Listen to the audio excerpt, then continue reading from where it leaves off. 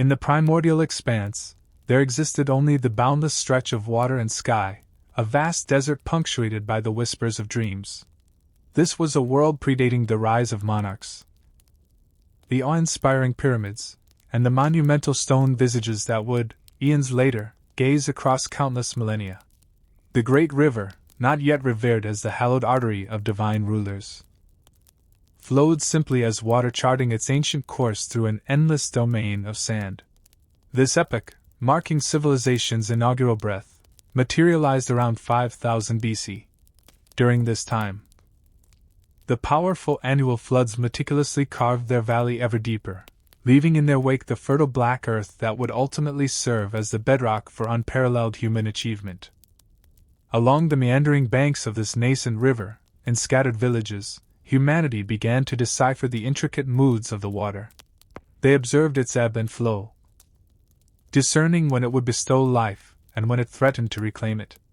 This majestic waterway was, in essence, everything. It functioned as their calendar and their clock, their primary highway and the source of their sustenance. It was the slender emerald ribbon that elegantly separated the crimson desert from the rich, dark earth. The communities that converged along its shores christened their territory Kemet, meaning the Black Land, in homage to the fertile soil deposited after each annual inundation.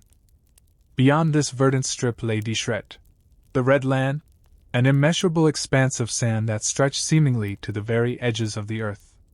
In these nascent days, preceding the advent of writing and the very concept of recorded history, communities burgeoned slowly along the water's edge. At Hierakonpolis in the south and at Buto in the north, settlements gradually evolved into towns, and these towns, in turn, blossomed into burgeoning centers of power.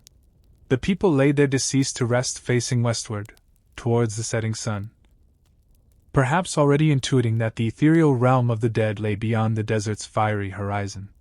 Their artistry adorned pottery with vivid depictions of boats carrying the departed, of both real and mythical beasts, and of dancers reveling in festivals whose names have been lost to the annals of time.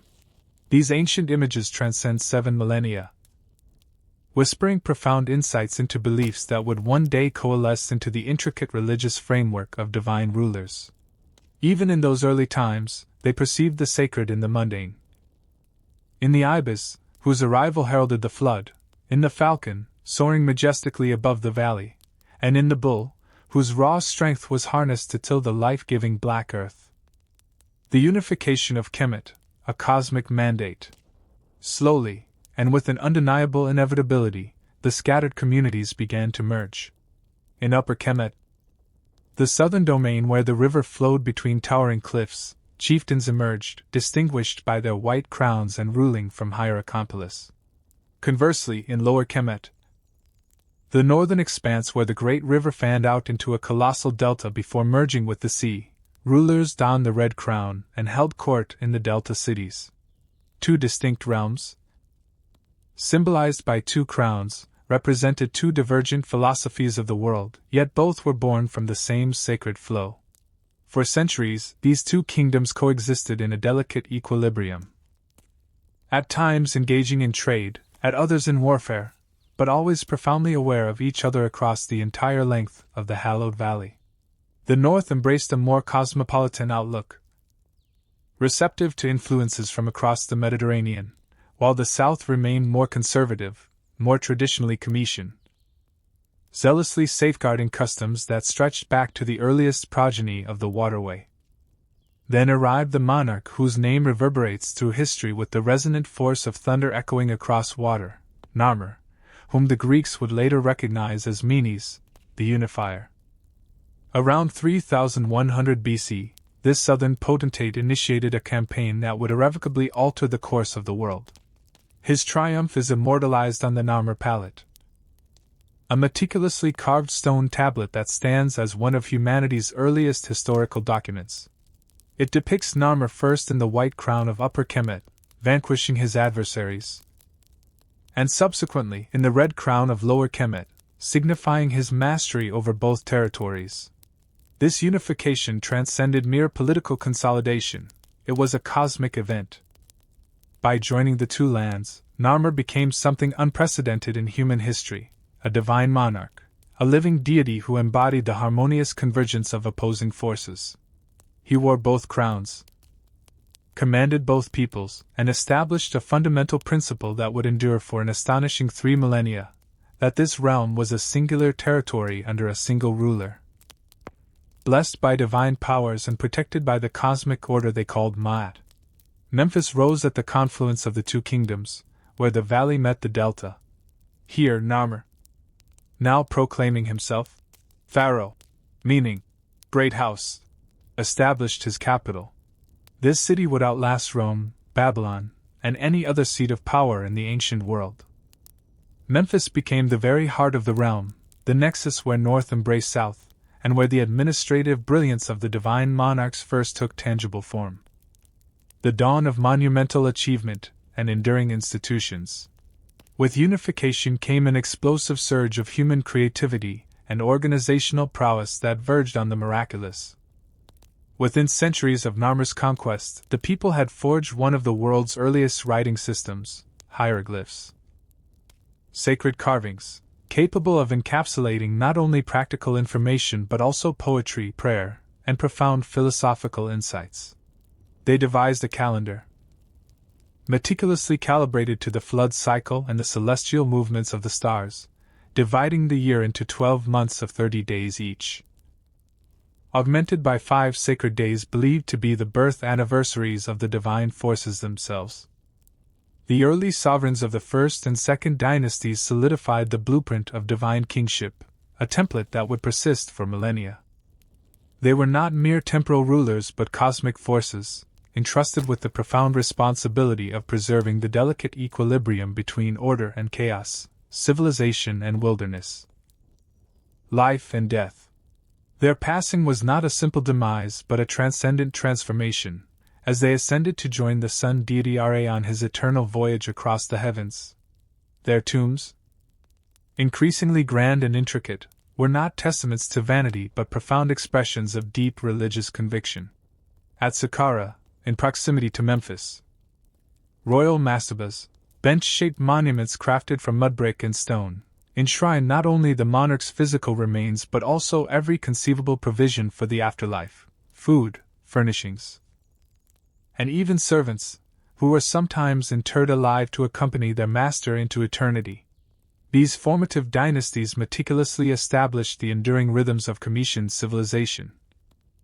The annual flood, a harbinger of both renewal and apprehension, the meticulous record-keeping of grain harvests and tax collections, and the elaborate festivals honoring the divine forces and reinforcing the sovereign's sacred authority.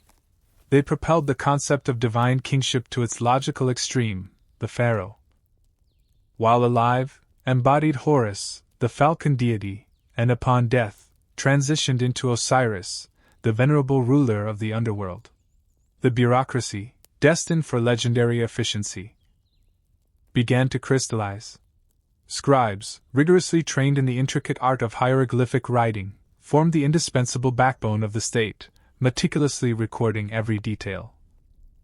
The height of the flood, the quantity of grain in royal granaries, and the names and duties of officials.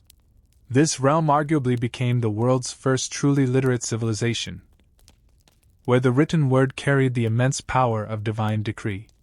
Trade networks expanded steadily, extending southward along the great waterway into Nubia, ushering in a bounty of gold, ivory, and exotic animals for the royal court. Eastward, these networks penetrated the Sinai Peninsula, yielding turquoise and copper. To the north, contact was established across the Mediterranean with the burgeoning civilizations of Mesopotamia and Anatolia. The Black Territory was not an isolated kingdom but a confident power, reaching out to embrace the known world. The divine forces themselves proliferated and organized into a cohesive pantheon: Ra, the sun deity, supreme yet distant; Ta, the creator deity of Memphis and patron of craftsmen; Thoth, the ibis-headed deity of wisdom and writing; Hathor, the cow goddess of love and music; and overarching all, the profound concept of Ma'at, not merely a goddess, but a fundamental principle of divine order that ensured the universe's harmonious functioning, separated civilization from chaos, and defined the very essence of this realm. Religious festivals punctuated the year's progression, while the Opet festival, when Ammonius journeyed from Karnak to Luxor, would not emerge for centuries. The populace already understood the imperative for divine forces to travel, to be seen, and to interact with their devout worshippers. The said festival, wherein the monarch ceremonially renewed his divine power, may have originated in these early centuries. A ritualized cycle of death and rebirth that enabled rulers to reign for decades while maintaining an eternally youthful cosmic presence. Art found its distinctive and enduring style early on. A formal, hieratic approach that would characterize both sculpture and painting for 3 millennia. Figures were rendered in timeless poses, men with their left foot forward, women with feet together, both facing frontally while their heads were depicted in profile. This was not a rudimentary technique but a sophisticated theological expression made visible. Commission art aimed not to capture a fleeting moment but to ensure eternity. The concept of the afterlife, which would become utterly central to this civilization, began to assume its definitive form. Death was not an end but a transformation, not a departure but a journey to a realm where the virtuous could dwell eternally in perfect felicity. The mummy, that most iconic of all images, emerged from these initial preservation experiments, a desperate, loving endeavor to keep the body intact so that the soul might recognize it in the next world. In the royal workshops of Memphis, artisans honed techniques that would endure for millennia, mastering the intricate art of shaping gold into exquisite jewelry, carving ivory into delicate figurines, and sculpting stone with a precision that hinted at divine inspiration. The Narmer palette itself stands as a testament to this artistic mastery. With every figure precisely carved and every symbol meticulously placed, creating not merely a historical record of victory, but a magical artifact designed to guarantee the monarch's perpetual triumph throughout eternity. The early sovereigns possessed a profound understanding of power. It must be both witnessed and experienced, simultaneously earthly and cosmic. King Jur of the First Dynasty instituted elaborate funeral rituals where hundreds of retainers were interred alongside him. Their bodies were meticulously arranged in neat rows around his tomb, akin to sleeping courtiers attending their master's eternal repose. These were not acts of cruelty but expressions of cosmic order, in death, as in life. The sovereign remained the immovable center around which all else revolved. The great waterway itself became systematized, measured, and predicted. Priests at Memphis diligently maintained precise records of the flood's height, meticulously noting which years brought prosperity, and which ushered in famine. They unveiled the waterway's hidden rhythm.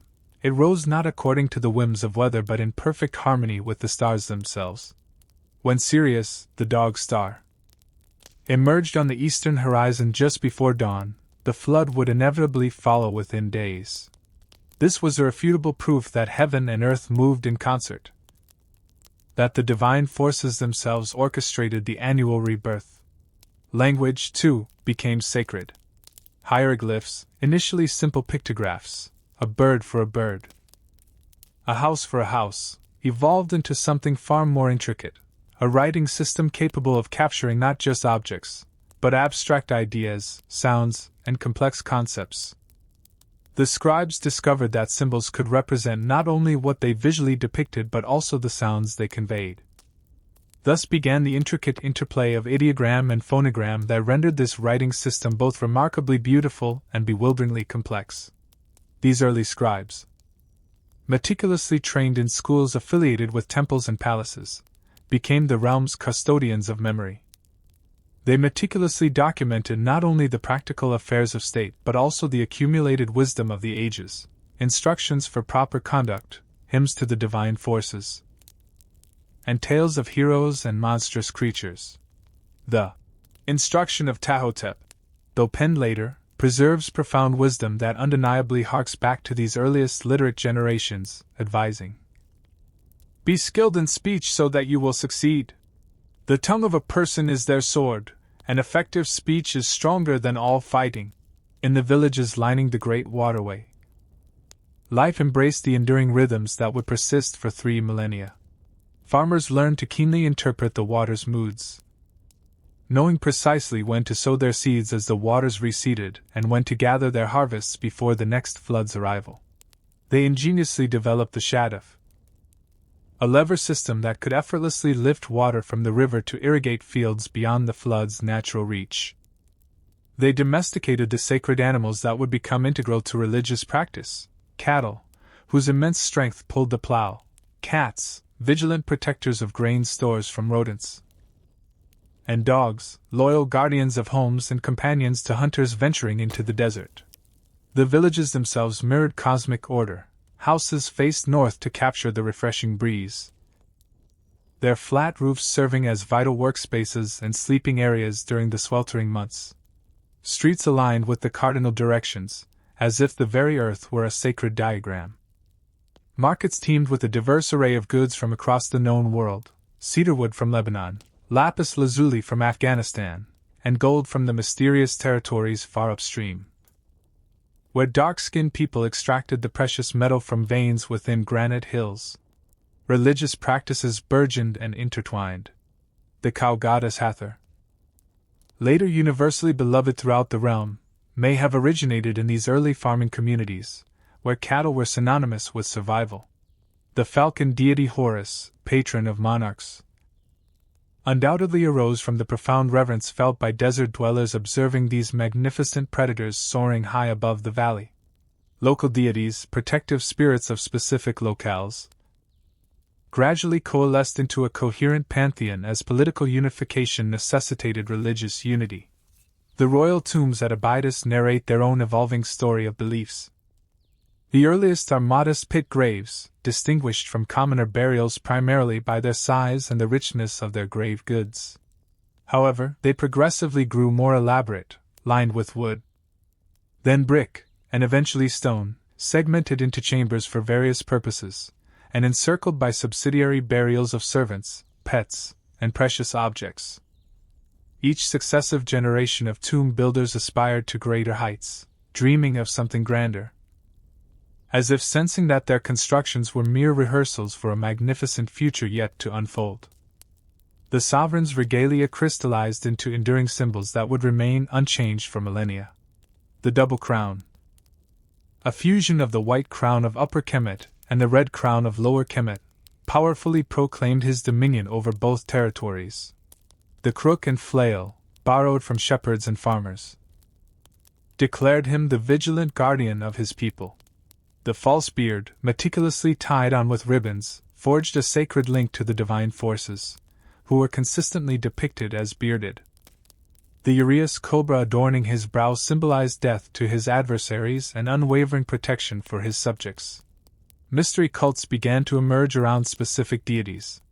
Osiris, the dying and resurrecting deity who would eventually become central to religious practice, may have already commanded a devoted following in these early centuries. The myth that would later elucidate his demise at the hands of his brother Set, his dismemberment and dispersal across the realm, and his miraculous resurrection through the unwavering love of his wife Isis, undoubtedly sprang from older narratives concerning the annual death and rebirth of vegetation, and the eternal struggle between order and chaos, fertility and sterility, life and death. Trade routes unfurled like arteries from the heartland. To the south, expeditions ventured upstream beyond the first cataract into Nubia, returning laden with gold, ivory, ebony, and exotic animals for the royal menageries. To the northeast, caravans traversed the Sinai Peninsula, bringing back turquoise from ancient mines and copper from Timna. To the north, ships navigated the Mediterranean, establishing the earliest contacts with the burgeoning civilizations of the Aegean and Anatolia. The bureaucracy, destined to become the realm's most distinguishing feature, began to take definite shape. Officials bearing titles that would endure for millennia, such as Chief of the Royal Seal, Overseer of the Royal Treasury, and High Priest of Ta, established departments and procedures that introduced order to an increasingly intricate state. provincial governors, entrusted with tax collection and local administration, laid the groundwork for the renowned administrative efficiency that would characterize the civilization. By the conclusion of the early dynastic period, around 2700 BC, this civilization had become recognizably itself, a unified kingdom stretching from the First Cataract to the Mediterranean. Governed by divine monarchs, sustained by the annual life-giving bounty of the river, meticulously organized by an increasingly sophisticated bureaucracy, and protected by the cosmic order of Ma'at. The age of pyramids, touching the imperishable stars. Yet human ambition, once kindled, knows no bounds. The sovereigns who inherited this meticulously ordered world would soon unearth a profound truth, that stone and geometry, when meticulously combined, possessed the power to reach the imperishable stars themselves. The Third Dynasty dawned with a revolution etched in stone.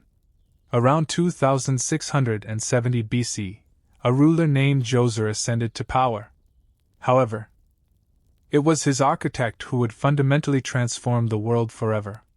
Imhotep, a polymath renowned as a physician, astronomer, sage, and master builder, presented his sovereign with audacious plans that defied every existing convention of royal burial. No longer would the divine leader repose beneath a simple mastaba. Instead, he would ascend to the heavens on a monumental stairway of stone. At Saqqara, across the waterway from Memphis, Imhotep commenced the construction of something truly unprecedented. A step monument ascending in 6 colossal tiers toward the sky. Each successive level symbolized a step closer to the divine realm. A tangible manifestation of the celestial ladder that would transport the deceased ruler to join Ra in his solar bark. The step pyramid complex was far more than a mere tomb. It was a miniature cosmos rendered in magnificent limestone, featuring courtyards for the eternal celebration of the said festival and chambers brimming with provisions for the afterlife. False doors, intricately designed, allowed the sovereign spirit to traverse between worlds. For the very first time in human history, an individual had attempted to construct eternity itself. But Imhotep's masterpiece was merely the genesis. His groundbreaking innovation ignited an architectural fervor that would envelop the Fourth Dynasty, giving rise to wonders that continue to inspire awe even 4.5 millennia later. The gauntlet had been thrown. Each new ruler was compelled to build higher, grander, and with greater perfection than their predecessors. Snefru, the inaugural sovereign of the Fourth Dynasty, inherited this colossal ambition and transformed it into his all-consuming obsession. He embarked on a construction program of such immense scale that it defies comprehension. At Midim, he completed a stepped monument initiated by his predecessor, then ingeniously transformed it into the first true geometric pyramid by infilling the steps with smooth limestone casing. However, the angles were incorrect, and the weight distribution flawed, leading to the collapse of portions of the structure and earning it its modern moniker, the collapsed pyramid. Undeterred, Snefru relocated northward to Dashur and commenced anew. His second endeavor rose at a precipitous 54-degree angle, but halfway through construction, the builders recognized their error. The angle was excessively steep, and the structure would inevitably buckle under its own immense weight. They altered course mid-construction, reducing the angle to 43 degrees, thereby creating the distinctive, bent pyramid profile that lends the monument its name. Still not satisfied, Snefru commissioned a third monument at Dashur, the Red Pyramid, named for the reddish limestone of its core. Here, at last, the builders achieved perfection. The angle was ideal, the construction flawless. The first true geometric pyramid stood complete, its smooth sides catching the desert sun like a colossal, geometrically precise mountain sculpted by the divine forces themselves. Snefru's son Khufu inherited not merely a throne but a challenge that seemed insurmountably difficult to surpass. How could any structure possibly exceed the sheer magnificence of his father's achievements? Khufu's monumental answer would become one of the 7 wonders of the ancient world. At Giza, on a plateau commanding views of the ancient capital, Khufu's architects meticulously laid out plans for a monument that would utterly dwarf all others. For over 2 decades, perhaps as many as 30,000 workers toiled tirelessly to construct the Great Pyramid. Massive limestone blocks, each weighing up to 15 tons, were quarried directly from the Giza Plateau itself.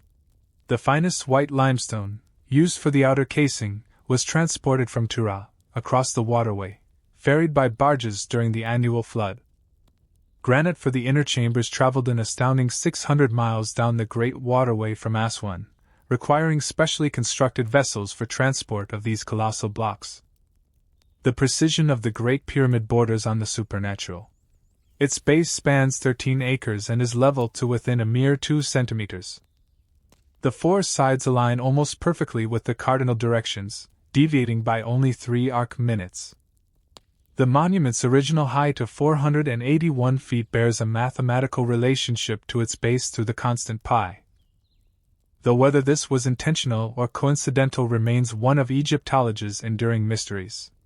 Within, the architects devised a complex network of chambers and passageways that speak to both practical necessities and profound cosmic symbolism.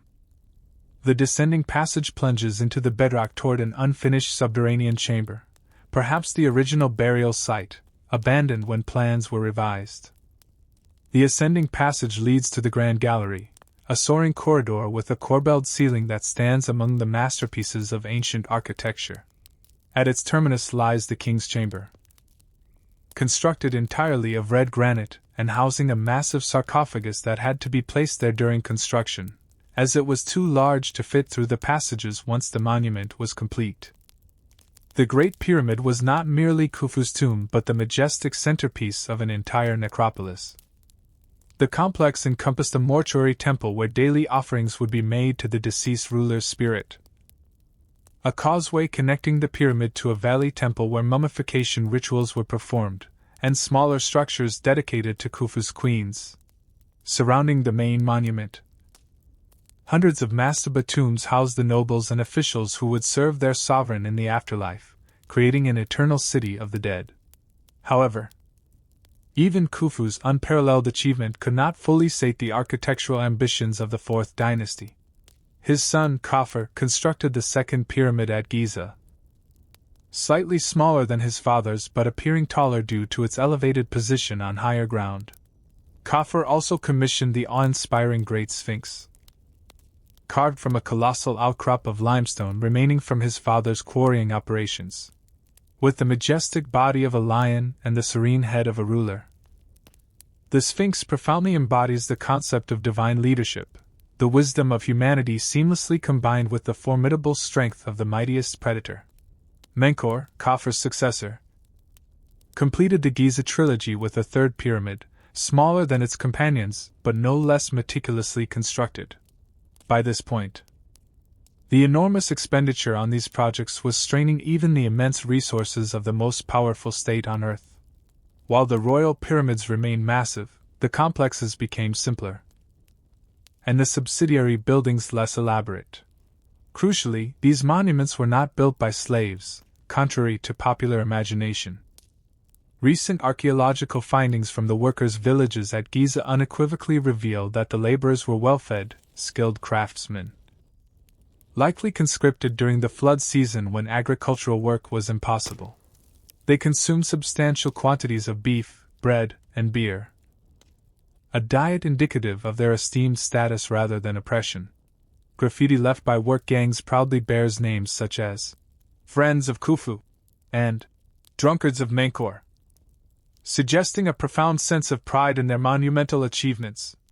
The geometric complexes served as vital economic engines, providing year-round employment for thousands of people. Priests meticulously maintained daily rituals, offering food and incense to the deceased ruler's spirit. Craftsmen meticulously created the furnishings, jewelry, and provisions required for the afterlife. Farmers on royal estates provided the agricultural surplus that financed these grand endeavors. These monuments were not merely testaments to royal vanity but rather sophisticated religious and economic institutions that sustained entire communities. During this golden age, divine leadership reached its zenith. The sovereign was not merely a ruler but a cosmic principle, the living embodiment of Horus, destined to become Osiris upon death. The sacred texts, first intricately carved within the burial chamber of Unas at the close of the 5th dynasty, preserve the profound religious beliefs that imbued these monuments with life. They eloquently describe the deceased ruler's ascent to heaven, his joining of the imperishable stars, and his ultimate unification with Ra on his eternal journey across the boundless sky. The nobles who surrounded these divine leaders commissioned their own elaborate tombs, giving rise to an art form that would profoundly influence civilization for millennia.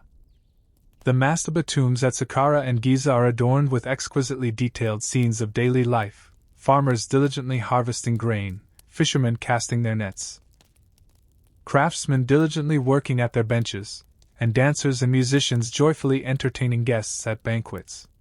These images were not mere decoration but functioned as magical insurance, ensuring that the deceased would partake in these earthly pleasures throughout eternity. Women enjoyed remarkable status during the Old Kingdom. Queen Hetepheres, Khufu's mother, was interred with furnishings and jewelry of extraordinary craftsmanship. The gold work discovered in her tomb exemplifies a level of artistic achievement that would remain unsurpassed for centuries. Other royal women, such as Queen Khentkaus, may have ruled in their own right during transitional periods between successive dynasties. The administrative system that underpinned this monumental age was a marvel of efficiency. The Abusir papyri, unearthed in the complex of Neferukar, represent the earliest substantial administrative archives from ancient times. They unveil a bureaucracy of extraordinary sophistication, meticulously tracking everything from the daily rations of temple workers to the movements of ships transporting stone from distant quarries. Officials bearing titles such as Overseer of all royal works and Chief Architect commanded resources that dwarfed those of most contemporary kingdoms. Science and mathematics flourished in tandem with architecture. The Edwin Smith Papyrus, though transcribed much later, preserves medical knowledge that likely originated during this period. The first systematic descriptions of surgical procedures, detailed anatomical observations, and the dawn of rational medical thought. The Rhind Papyrus showcases mathematical concepts, including the rudiments of geometry and algebra, which the creators of these monumental structures must have mastered to achieve their architectural miracles. Trade networks expanded significantly to support the ambitious construction programs. Cedar wood from Lebanon provided the essential timber for boats and scaffolding. Gold from Nubia financed the immense expenditures. Copper from Sinai, alloyed with tin, produced the bronze tools that enabled precise stone cutting. Lapis lazuli from Afghanistan adorned royal jewelry, while incense from Punt perfumed temple rituals. Religious concepts crystallized during this period, remaining central to belief for 3 millennia.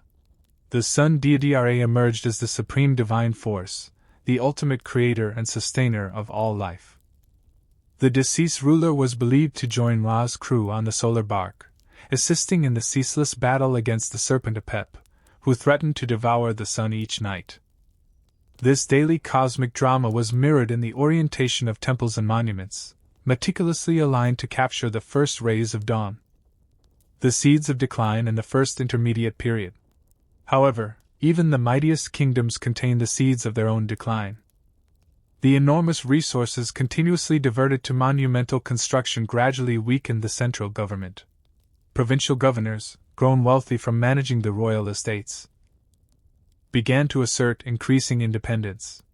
The ideology of divine leadership, when pushed to its logical extreme, paradoxically diminished royal power by rendering the sovereign too sacred for effective political action. The 5th dynasty heralded the onset of this slow decline. The stone monuments diminished in size, and construction became less precise. Solar temples, dedicated to Ra, began to compete with royal tombs for both resources and attention. The divine ruler was still revered, but power gradually diffused to the priesthood and the burgeoning provincial nobility.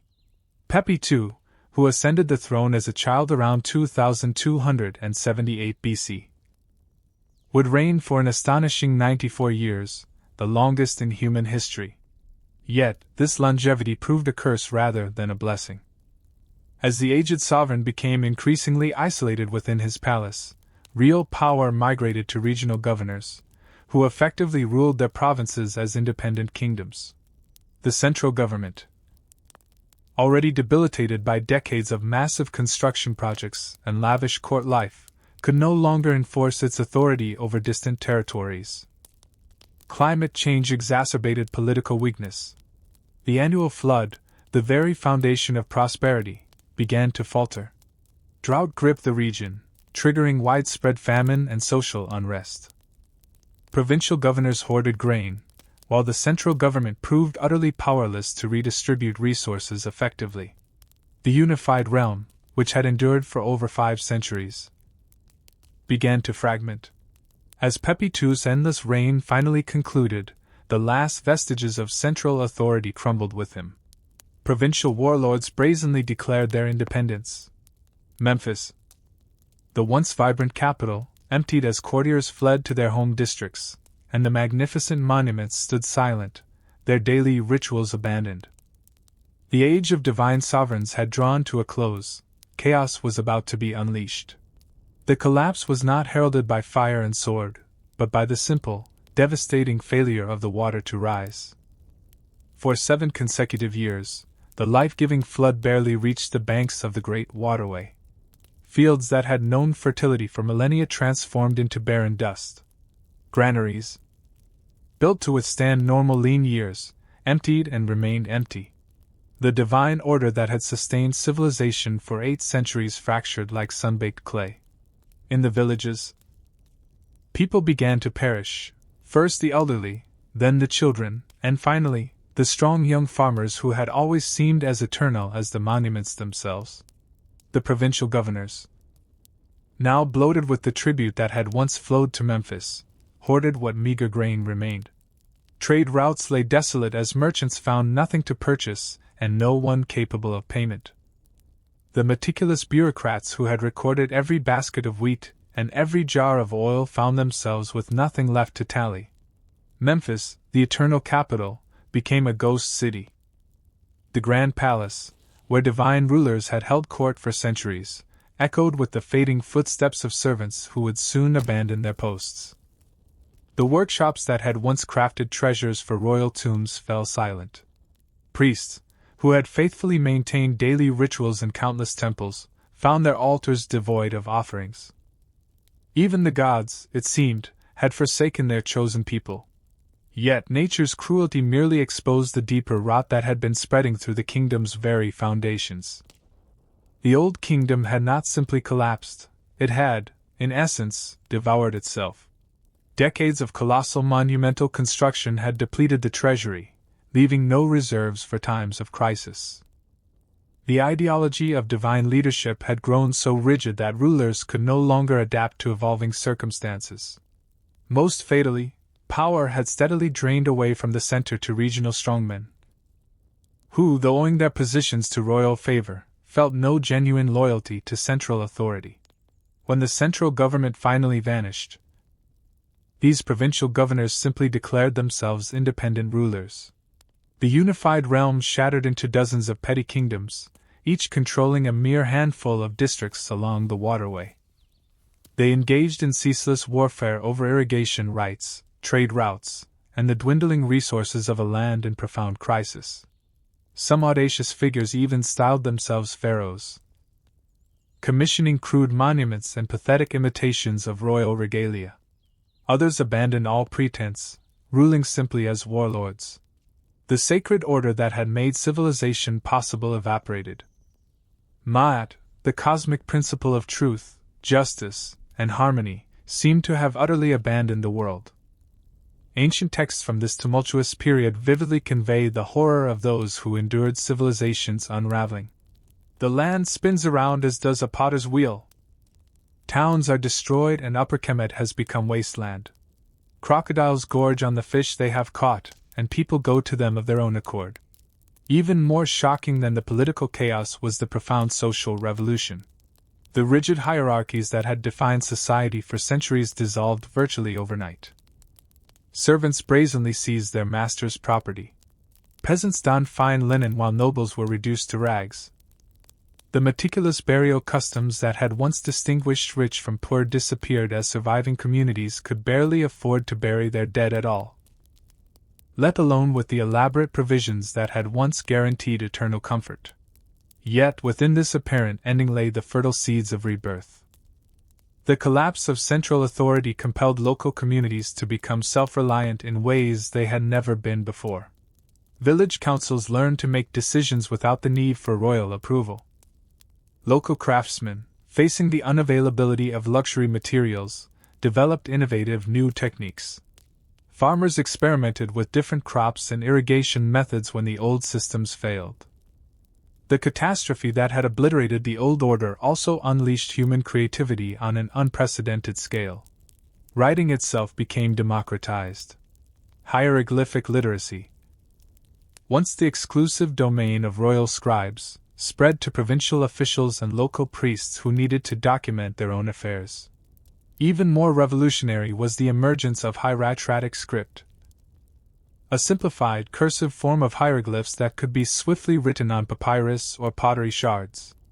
For the first time, ordinary people had the opportunity to learn to read and write. Religious beliefs underwent their own profound transformation. The coffin texts, magical spells that had previously been carved solely within royal burial chambers, began to appear in the tombs of provincial nobles and affluent merchants. Death and resurrection, once the exclusive privilege of divine rulers, became democratized. Anyone who could afford proper mummification and burial equipment could now hope to join Osiris in the blessed afterlife. Literature flourished as scribes began to record not royal propaganda but their own deeply personal experiences of navigating apocalyptic times. The Prophecy of Neferti described a land turned upside down, where brothers will fight brothers and the children will kill their parents. The Dialogue of a Man with His Soul delved into the profound meaning of life when all traditional certainties had irrevocably vanished. These works reveal a level of sophisticated philosophical inquiry that the rigid conventions of the Old Kingdom had never permitted. For nearly a century and a half, this chaotic new world persisted. Dozens of rulers, still styling themselves pharaohs, governed territories no larger than individual provinces of the former kingdom. Some endured for years, others for mere months before succumbing to rivals or the relentless environmental crisis. Archaeological evidence suggests that many regions were virtually abandoned as populations desperately fled to areas where water and food remained accessible. The Middle Kingdom. Rebirth and resilience. But gradually, stronger powers began to emerge from the pervasive confusion. In Heracleopolis, north of Thebes, a family of rulers, known as the 9th and 10th dynasties, managed to establish control over substantial territory in the middle and lower regions. They reinstated some degree of administrative efficiency, rebuilt irrigation systems, and even commissioned modest monuments in emulation of their great predecessors. More significantly, however, was the ascendance of a noble family in Thebes, destined to eventually reunify the entire realm. These 11th dynasty rulers initially began as humble provincial governors but possessed a crucial quality that their rivals lacked: a coherent vision of what true restoration entailed. They understood that reunification demanded not merely military conquest but the meticulous reconstruction of the administrative, religious, and cultural systems that had been the bedrock of the Old Kingdom's greatness. Mentuhotep II, arguably the greatest of these early Theban rulers, dedicated 50 years to slowly extending his authority northward. Unlike the self-serving warlords who had dominated the intermediate period, he campaigned not simply to seize territory but to meticulously restore the ancient systems of governance. As each district yielded to his authority, he appointed competent administrators, painstakingly rebuilt temples, diligently restored irrigation networks, and re-established the vital trade connections that were the lifeblood of prosperity. The climactic battle occurred at Heracleopolis, where the last of the northern dynasties made their final stand. When the city fell, Mentuhotep stood as the undisputed master of the entire waterway, from the first cataract to the Mediterranean.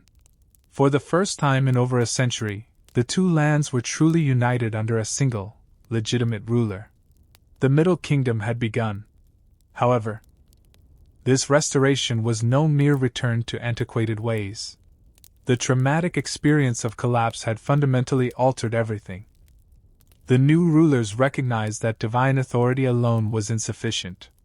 Effective governance demanded capable administrators, loyal armies, and the genuine support of local communities. They forged a more flexible system, cleverly blending central control with regional autonomy. Mentuhotep's successors, commencing with Amenemhat I, founded the 12th dynasty and relocated the capital northward to a newly established city called Ajtoy, Caesar of the two lands, strategically positioned between Memphis and the Fayum oasis. This location allowed them to command both the traditional heartland and the newly developed agricultural regions that would underwrite the kingdom's renaissance. Amenemhat I reigned for 30 years but met a violent end that shocked the entire realm. His assassination, seemingly by palace conspirators, starkly demonstrated that even successful rulers remained vulnerable to the ambitions of rivals. Before his death, he composed the Instructions of Amenemhat, a bitter testament cautioning his son to trust no brother, know no friend, make no intimates. The unbridled optimism of the Old Kingdom, when pharaohs were unquestioned gods, had yielded to a more cynical understanding of power's inherent limitations. His son, Senusret I, absorbed this harsh lesson well. He reigned for 45 years, expanding the kingdom's borders deep into Nubia while meticulously maintaining control over potential domestic rivals. The imposing fortress he constructed at Buhan, far upstream beyond the Second Cataract, vividly showcased the new militaristic spirit of the Middle Kingdom. These rulers would not merely govern from their palatial residences but would actively campaign to expand their territory and meticulously secure their borders. Senusret III, the dynasty's preeminent military leader, pushed even farther south, establishing a fortified frontier at Semna, beyond the Second Cataract. His propaganda was blunt and menacing.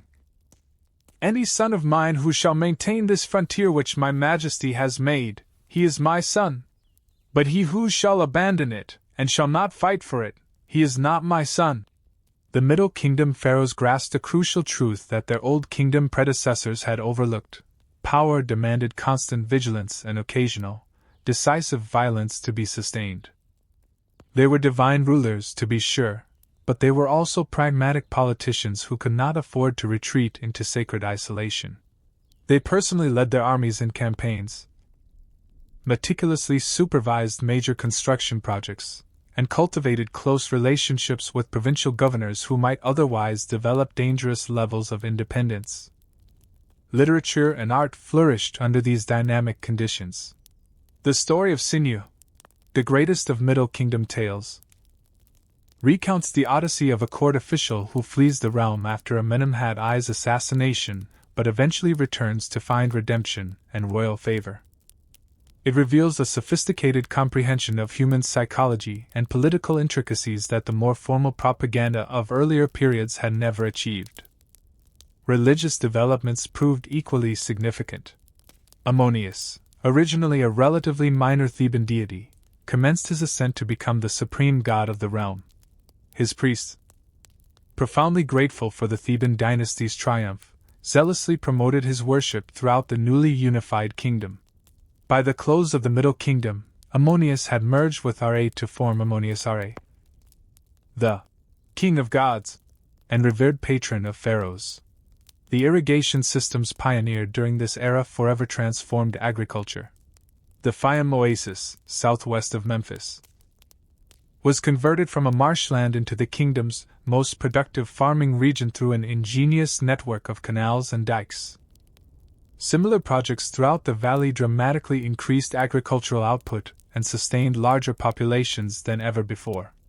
But perhaps the most profound transformation was social. The rigid class distinctions of the Old Kingdom gave way to greater mobility and opportunity. Provincial families could now ascend to high office through merit rather than solely through birth. Skilled craftsmen and scribes formed a burgeoning middle class, complete with their own distinct cultural traditions and economic interests. Even farmers enjoyed enhanced security, as the new administrative systems provided more reliable protection against famine and oppression. For over 2 centuries, this restored kingdom thrived. Trade networks extended into Nubia for gold, into the Levant for cedarwood and luxury goods, and across the Red Sea to the enigmatic land of Punt for incense and exotic animals. The capital at Ijtai became a vibrant, cosmopolitan hub where foreign merchants and diplomats mingled freely with local officials and priests. The Second Intermediate Period. Foreign influx and the rise of the Hyksos. Yet prosperity held its own inherent perils. As the Middle Kingdom grew increasingly wealthy and secure, its rulers gradually began to lose the military edge that had made reunification possible. The 13th dynasty produced competent administrators but conspicuously lacked great warriors. Provincial governors, now comfortably entrenched in their hereditary positions, began to prioritize local interests over royal commands. Most ominously, the kingdom's very success attracted new peoples to its borders. In the Delta region, Asiatic traders and craftsmen established permanent settlements. Initially, these immigrants seemed to bring benefits, introducing new technologies and valuable trade connections that augmented prosperity. But as their numbers swelled and their communities became more deeply rooted, they began to develop their own distinct political ambitions. The Great Waterway, which had once served as a protective barrier against foreign invasion, now conveyed new threats toward the very heart of the realm. The age of isolation was drawing to a close, though few at the time fully grasped this profound shift. The kingdom, which had been triumphantly reborn from chaos, would soon confront challenges that would severely test whether any lessons had truly been absorbed from the catastrophe that had nearly obliterated civilization itself. The great waterway that had once unified a mighty realm now tragically divided a fractured land. By the 17th century BC, the impressive restoration achieved by the successors of Amenemhat III had already begun to crumble. The 13th dynasty saw over 60 leaders in little more than a century, a parade of largely forgotten names, each reigning barely long enough to carve their cartouche before fading into obscurity. In the north, around Memphis and the fertile floodplains, a shadow administration emerged. The 14th dynasty, if it can even be accurately termed a dynasty, comprised local strongmen who controlled individual cities or small districts. They bore royal titles but commanded no armies, controlled no significant trade routes, and possessed no legitimacy beyond the walls of their own settlements. The unified state that had endured for over a millennium had fractured into a mere patchwork of petty territories. Into this power vacuum came strangers from the east. They called themselves Hekakesut, meaning rulers of foreign lands. History, however, knows them by the Greek corruption of that title. The Hyksos, or Asiatic dynasties. These were not the barbaric hordes of later, imaginative depictions, but rather sophisticated peoples from the Levant. Skilled traders and craftsmen who had been steadily filtering into the northern regions for generations. What rendered them revolutionary was not their culture, but their technology. They introduced the horse. For 3,000 years, the mightiest army in the known world had been an infantry force armed with copper weapons and rudimentary bows. Chariots were unknown, and cavalry unimaginable. The Hyksos invaders fundamentally transformed warfare forever. Their horse-drawn chariots, combined with composite bows capable of piercing armor at distances local archers had never conceived, transmuted the battlefield into a deadly killing ground, where mobility equated to survival and adherence to tradition often meant death. The invasion, when it finally occurred, was less dramatic than later propaganda would suggest. No grand battles decisively shaped the fate of territories. Instead, Hyksos chiefs simply declared themselves masters of regions that possessed no effective defenders. Local populations, utterly exhausted by decades of civil war and administrative chaos, often welcomed these new overlords who offered the promise of restoring order and prosperity. Solitis, the first foreign chieftain to claim dominion over the northern territories, established his capital at Avaris in the eastern floodplains.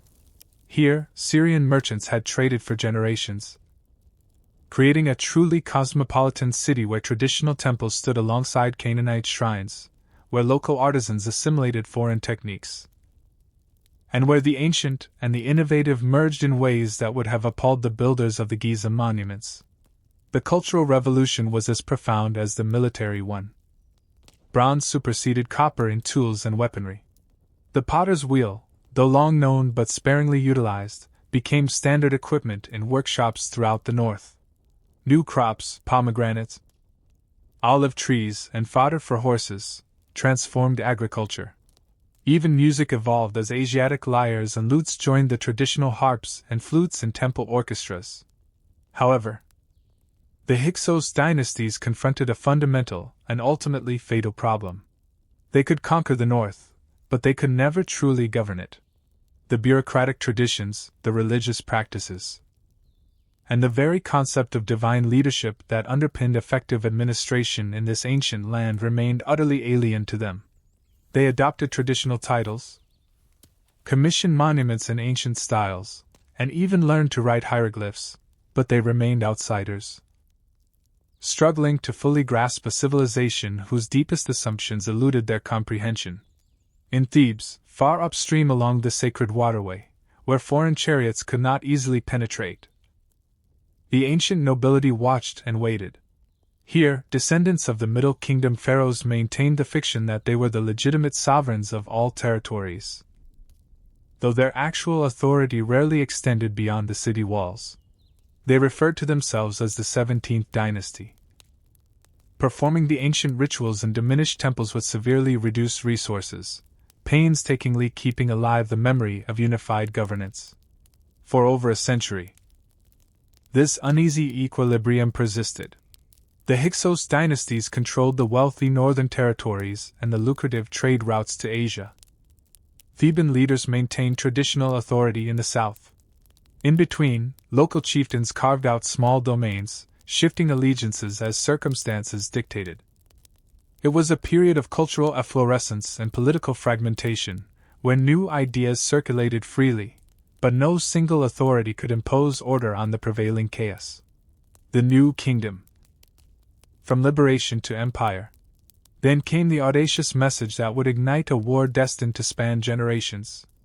Apipi, the most powerful of the Hyksos overlords, dispatched an embassy to Thebes bearing an impossible demand. He claimed that the hippopotamuses in the sacred pool of the Theban palace were disrupting his sleep with their incessant roaring.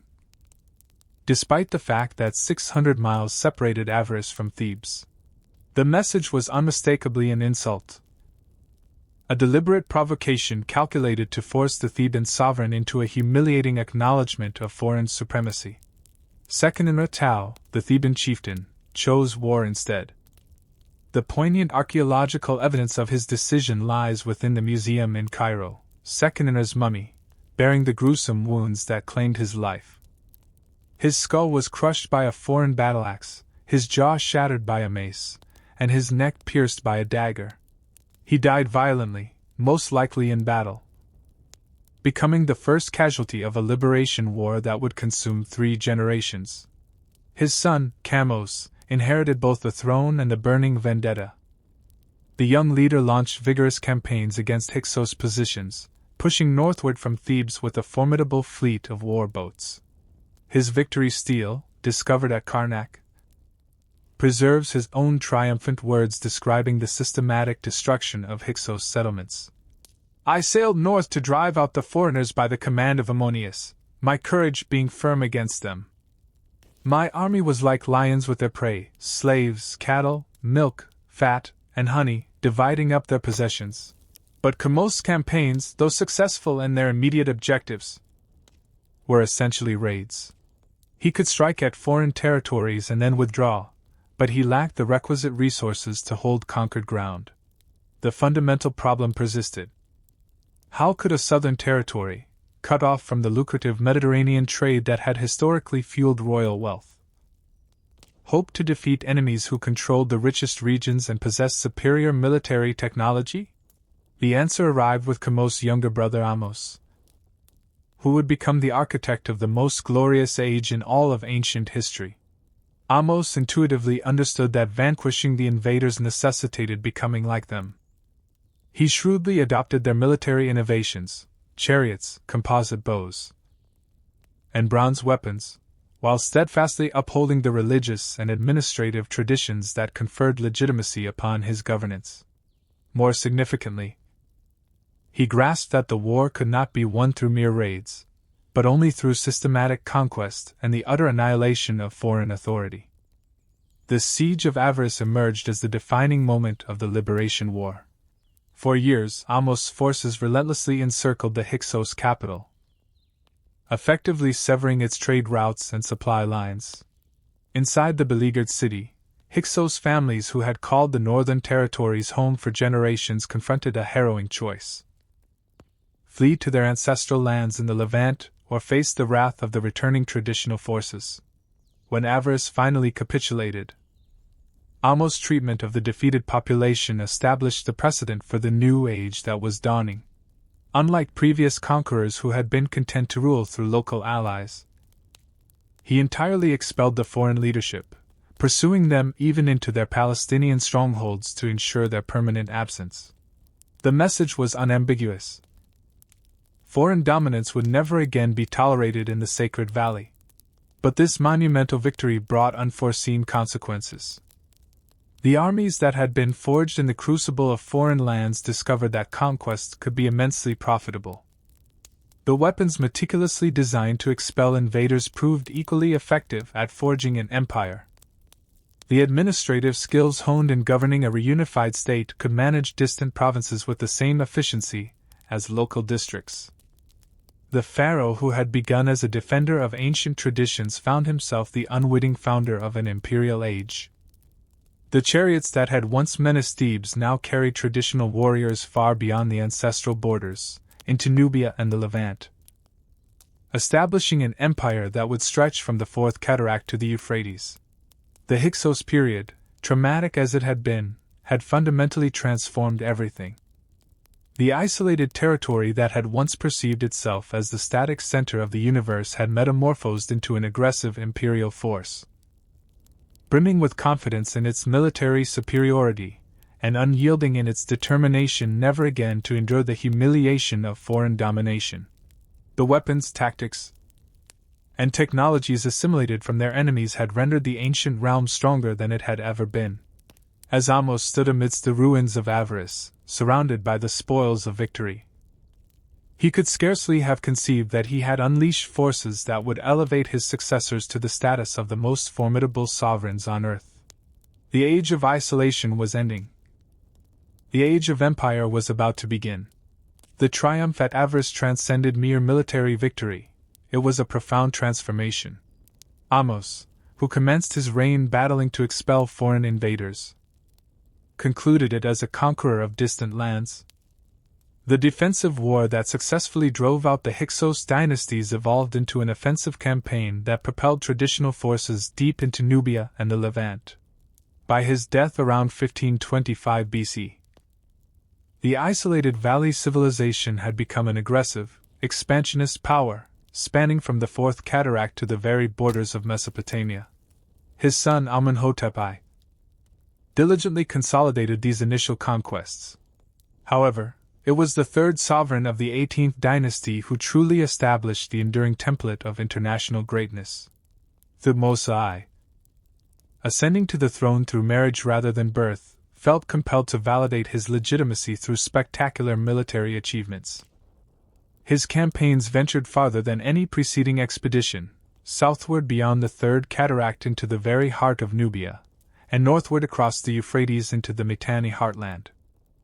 At Tombos, near the Third Cataract, Thutmose inscribed a declaration that vividly reveals the new expansionist mentality. "I have made the boundaries of my dominion as far as that which the sun encircles, no longer content to merely govern the Sacred Valley, These sovereigns now asserted dominion over the entirety of the known world. The modest defensiveness of earlier ages yielded to boundless ambition, powerfully reinforced by military technology that rendered such audacious dreams achievable. However, the most extraordinary leader of this early expansionist age wore no beard, carried no mace, and never personally led an army into battle. When Thutmose II died prematurely, leaving behind only a male heir who was still a mere child, his principal wife assumed the regency with traditional female authority. What made Hatshepsut truly exceptional was not that she ruled as regent, royal women had done so before, but that she gradually transformed herself into something unprecedented, a female pharaoh. The process was gradual, almost imperceptible. Early inscriptions depict her standing behind the young Thutmose III, clearly identified as regent. Later images portray them side by side as co-rulers. Finally, Hatshepsut appears alone, regally adorned with the false beard and royal regalia of divine sovereignty, while Thutmose III vanishes entirely from official records. For 15 years, she reigned as an absolute monarch, and the vast territories she governed not only survived but flourished. Hatshepsut's brilliance lay in her profound understanding that successful expansionism demanded more than mere military conquest. While her predecessors had seized territories through force, she consolidated them through astute trade, astute diplomacy, and magnificent construction projects that powerfully showcased the realm's immense wealth and unparalleled sophistication. Her famed trading expedition to Punt, immortalized in the exquisite reliefs at Deir el-Bahari, brought back a treasure trove of gold, ivory, incense trees, and exotic animals, vividly demonstrating the kingdom's extensive international connections. Her mortuary temple at Deir el-Bahari stands as one of the architectural masterpieces of the ancient world. Ingeniously built into the cliffs of the western bank, its terrace design harmonizes flawlessly with the natural landscape, while creating spaces of breathtaking beauty. The temple was not merely a monument to royal vanity, but a profound statement of expansionist ideology. That the sovereign's divine nature possessed the power to transform even the desolate desert into a verdant paradise of ordered beauty. But Hatshepsut's era of peaceful reign proved to be an anomaly in an age defined by constant warfare. When Thutmose III finally assumed sole authority around 1479 BC, he revealed himself to be the greatest military genius in the kingdom's long and storied history. For the subsequent 3 decades, he campaigned almost ceaselessly, transforming the loose collection of tributaries he inherited into a tightly controlled international system. The Battle of Megiddo, fought in his 22nd regnal year, powerfully demonstrated both his tactical brilliance and the new reality of ancient warfare. The coalition of Canaanite cities that had dared to rebel against traditional authority possessed armies equipped with the same bronze weapons and horse-drawn chariots that had once rendered the Hyksos dynasties invincible. But Thutmose's forces had learned those lessons and, crucially, had improved upon them. His composite bows boasted greater range, his chariots were more maneuverable, and his infantry formations were disciplined to a degree unmatched by anything his enemies could field. More importantly, Thutmose understood that victory in battle held little meaning without systematic follow-up.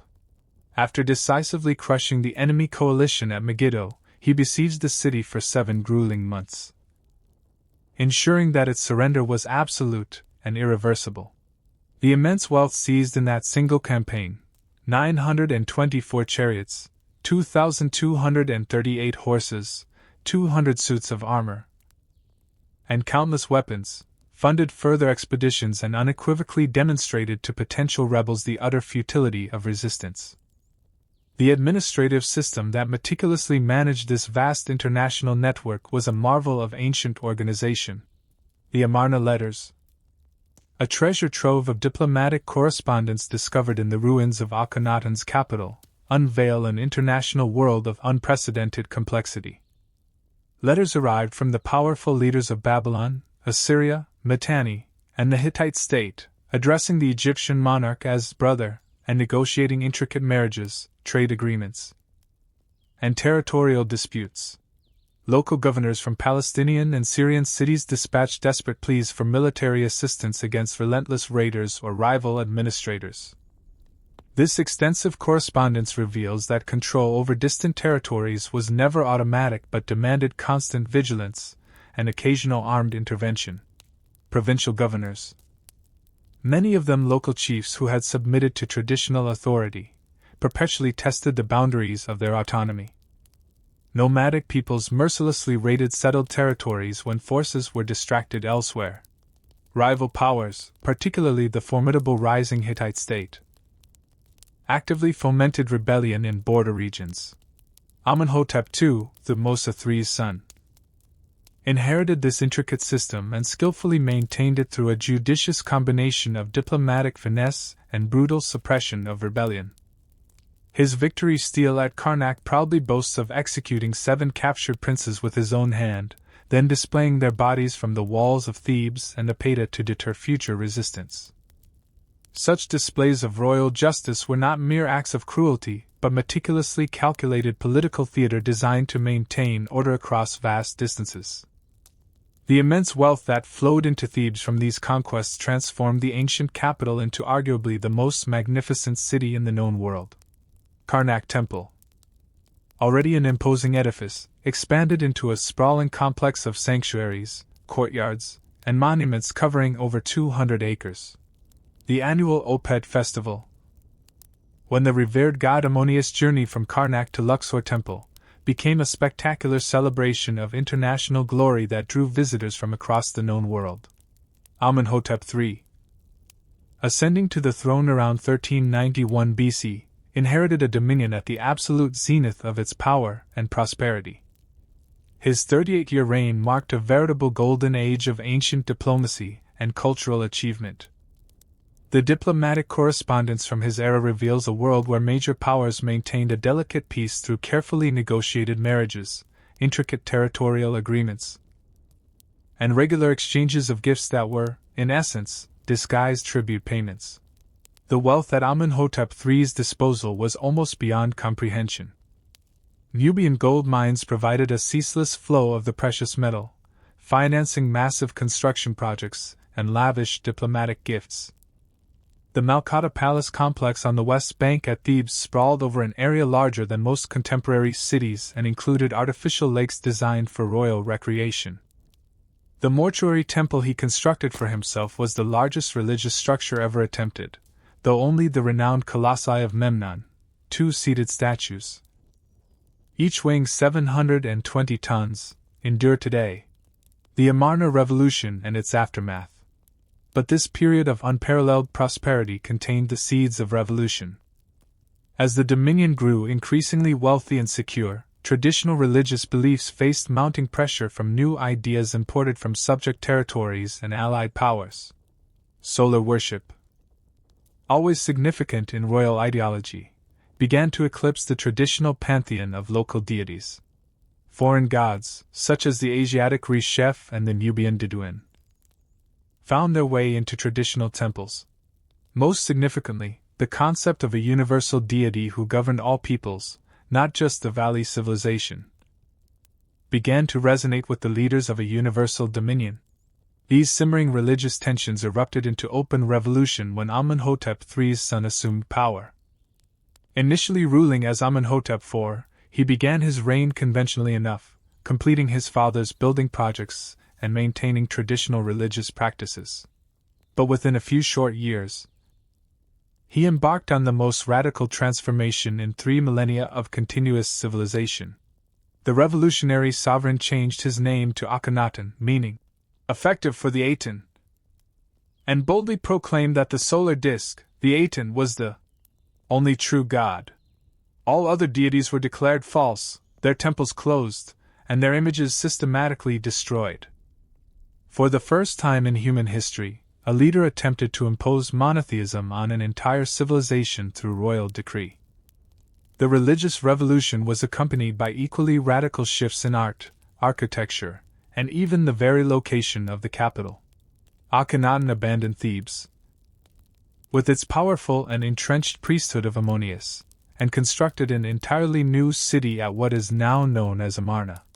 Here, in temples open to the boundless sky, the royal family worshipped the sun disk in ceremonies that broke with every convention of traditional religious practice.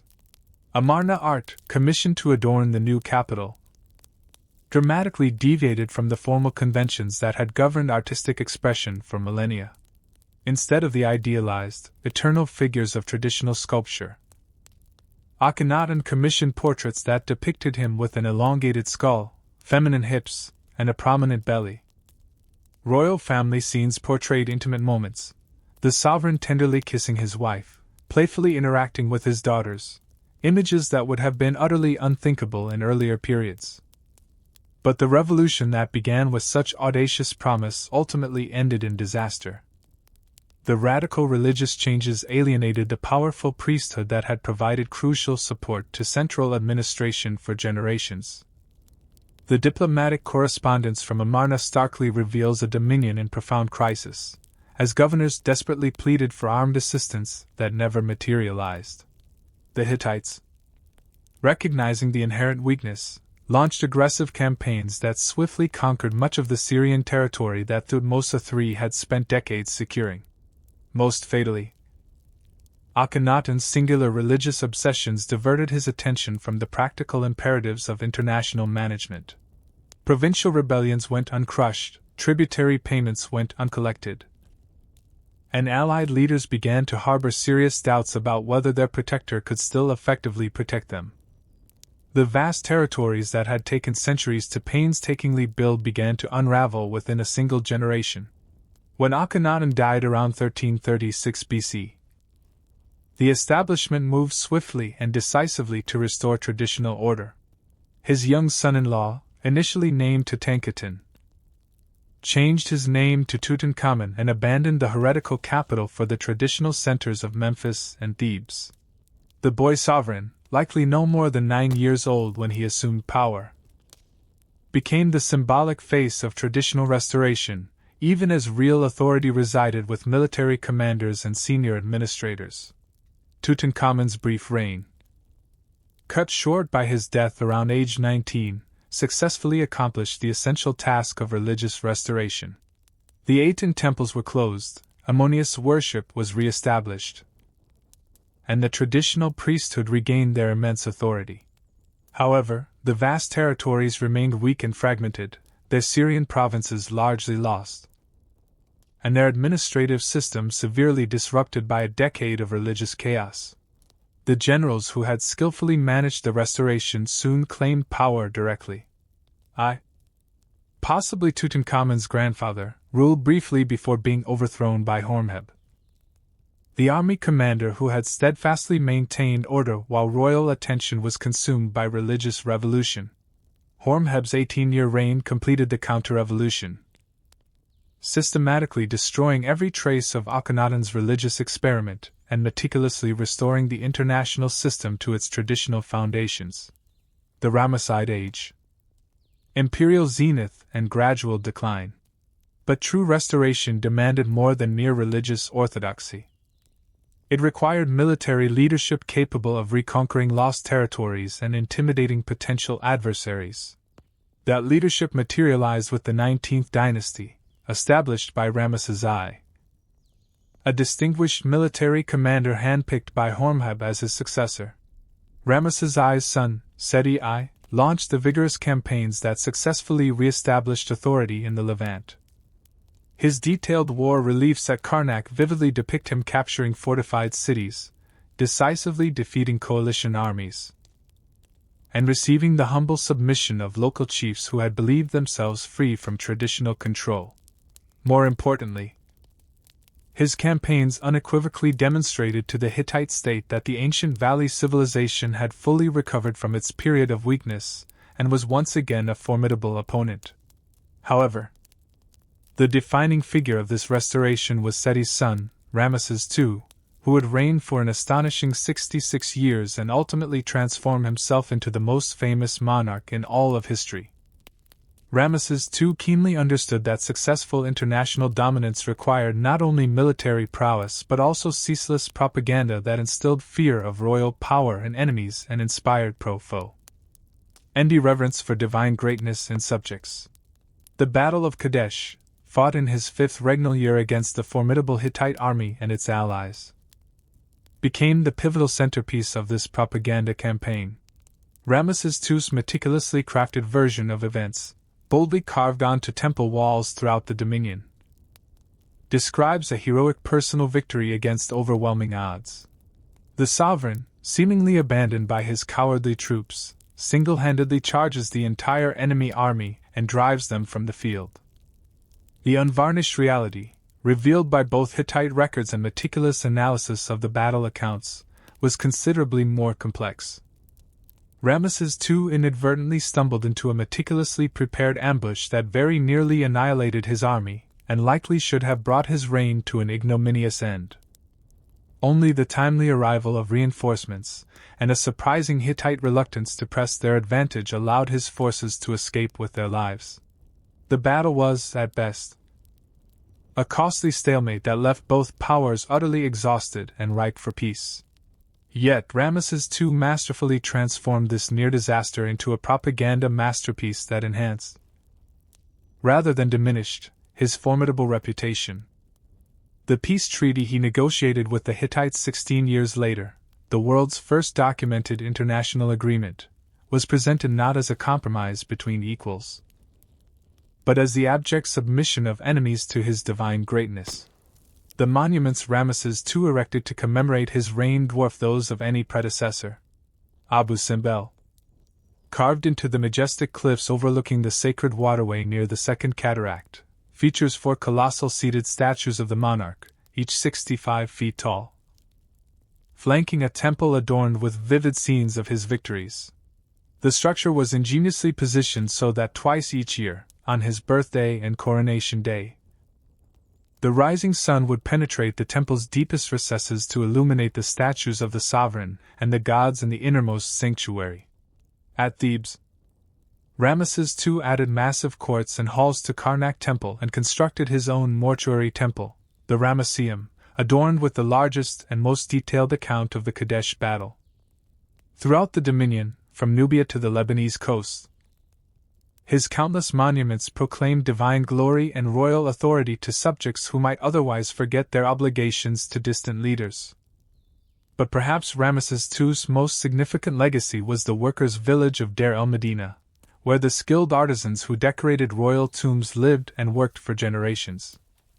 The thousands of ostraca, inscribed pottery shards and limestone flakes, discovered there provide an unparalleled glimpse into daily life during the expansionist age.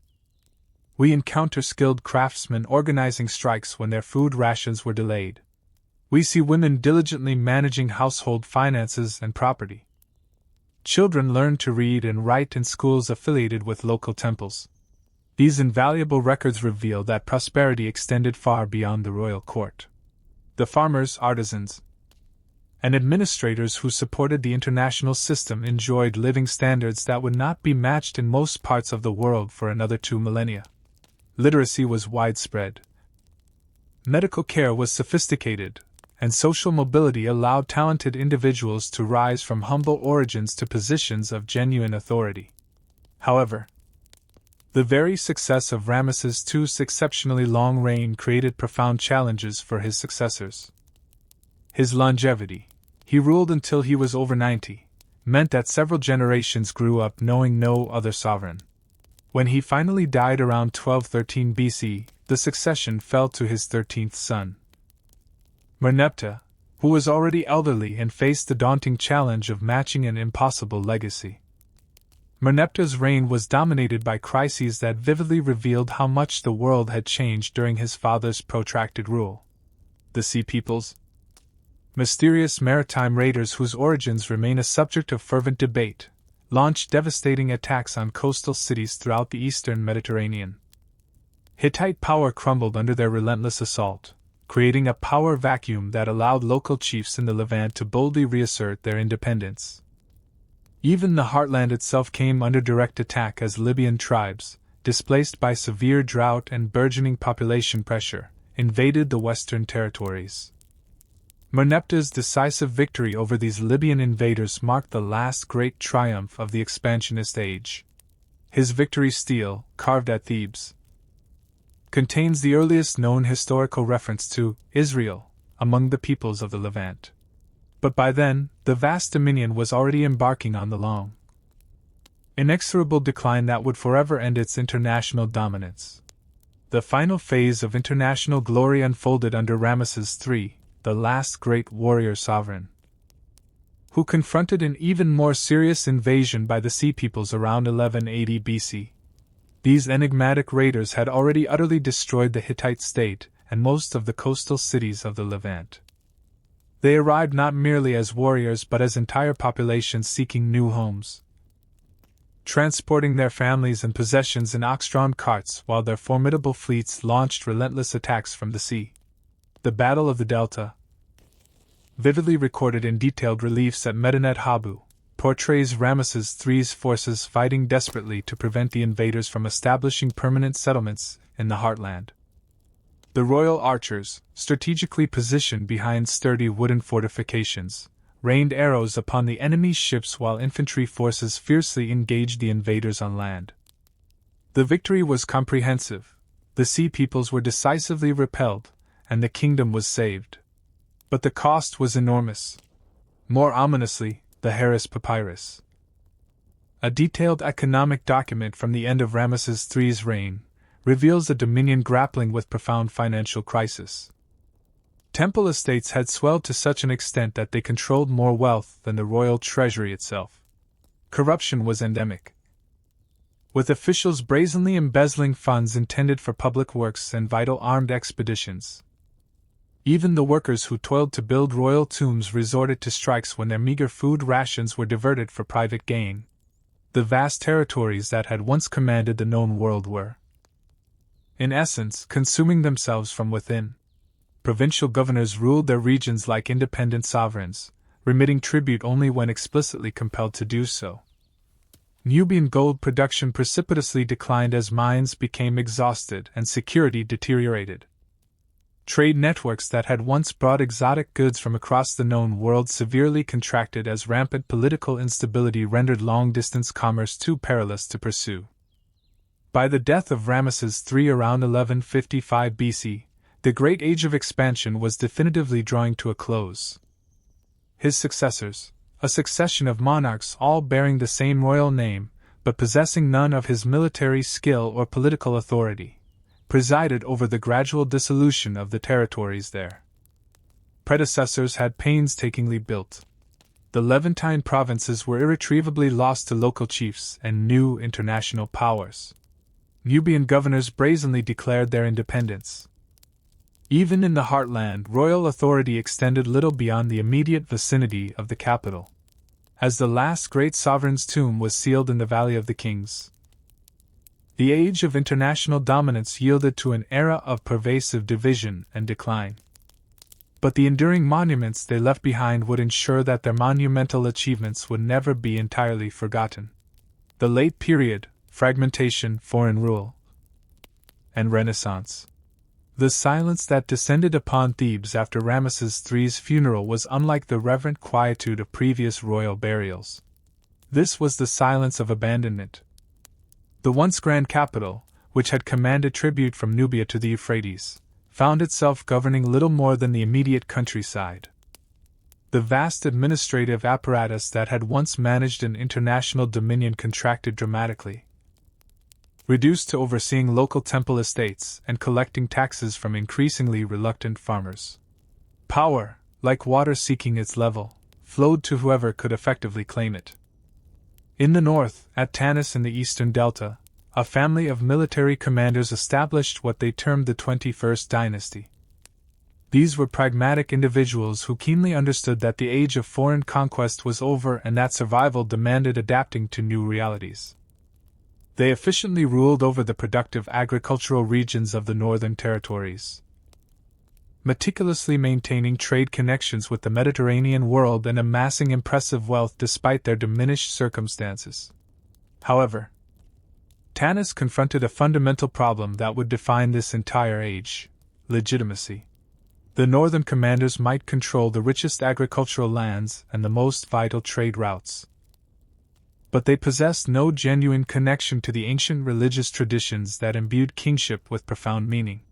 They were successful warlords governing territories they had seized, not divinely appointed sovereigns ruling subjects who willingly accepted their authority. True religious legitimacy remained firmly entrenched in Thebes, where the high priests of Ammonius had accrued both immense spiritual authority and considerable temporal power during the chaos of the late 20th dynasty.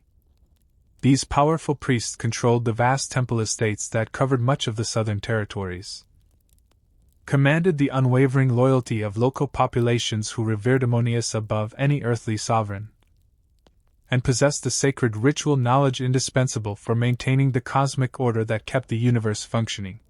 The result was an unprecedented division of authority. Tanis controlled the political and economic resources essential for effective government, while Thebes possessed the religious prestige that rendered such government legitimate.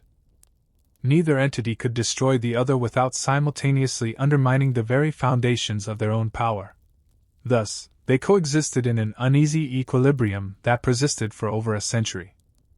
This division reflected deeper transformations within society and culture.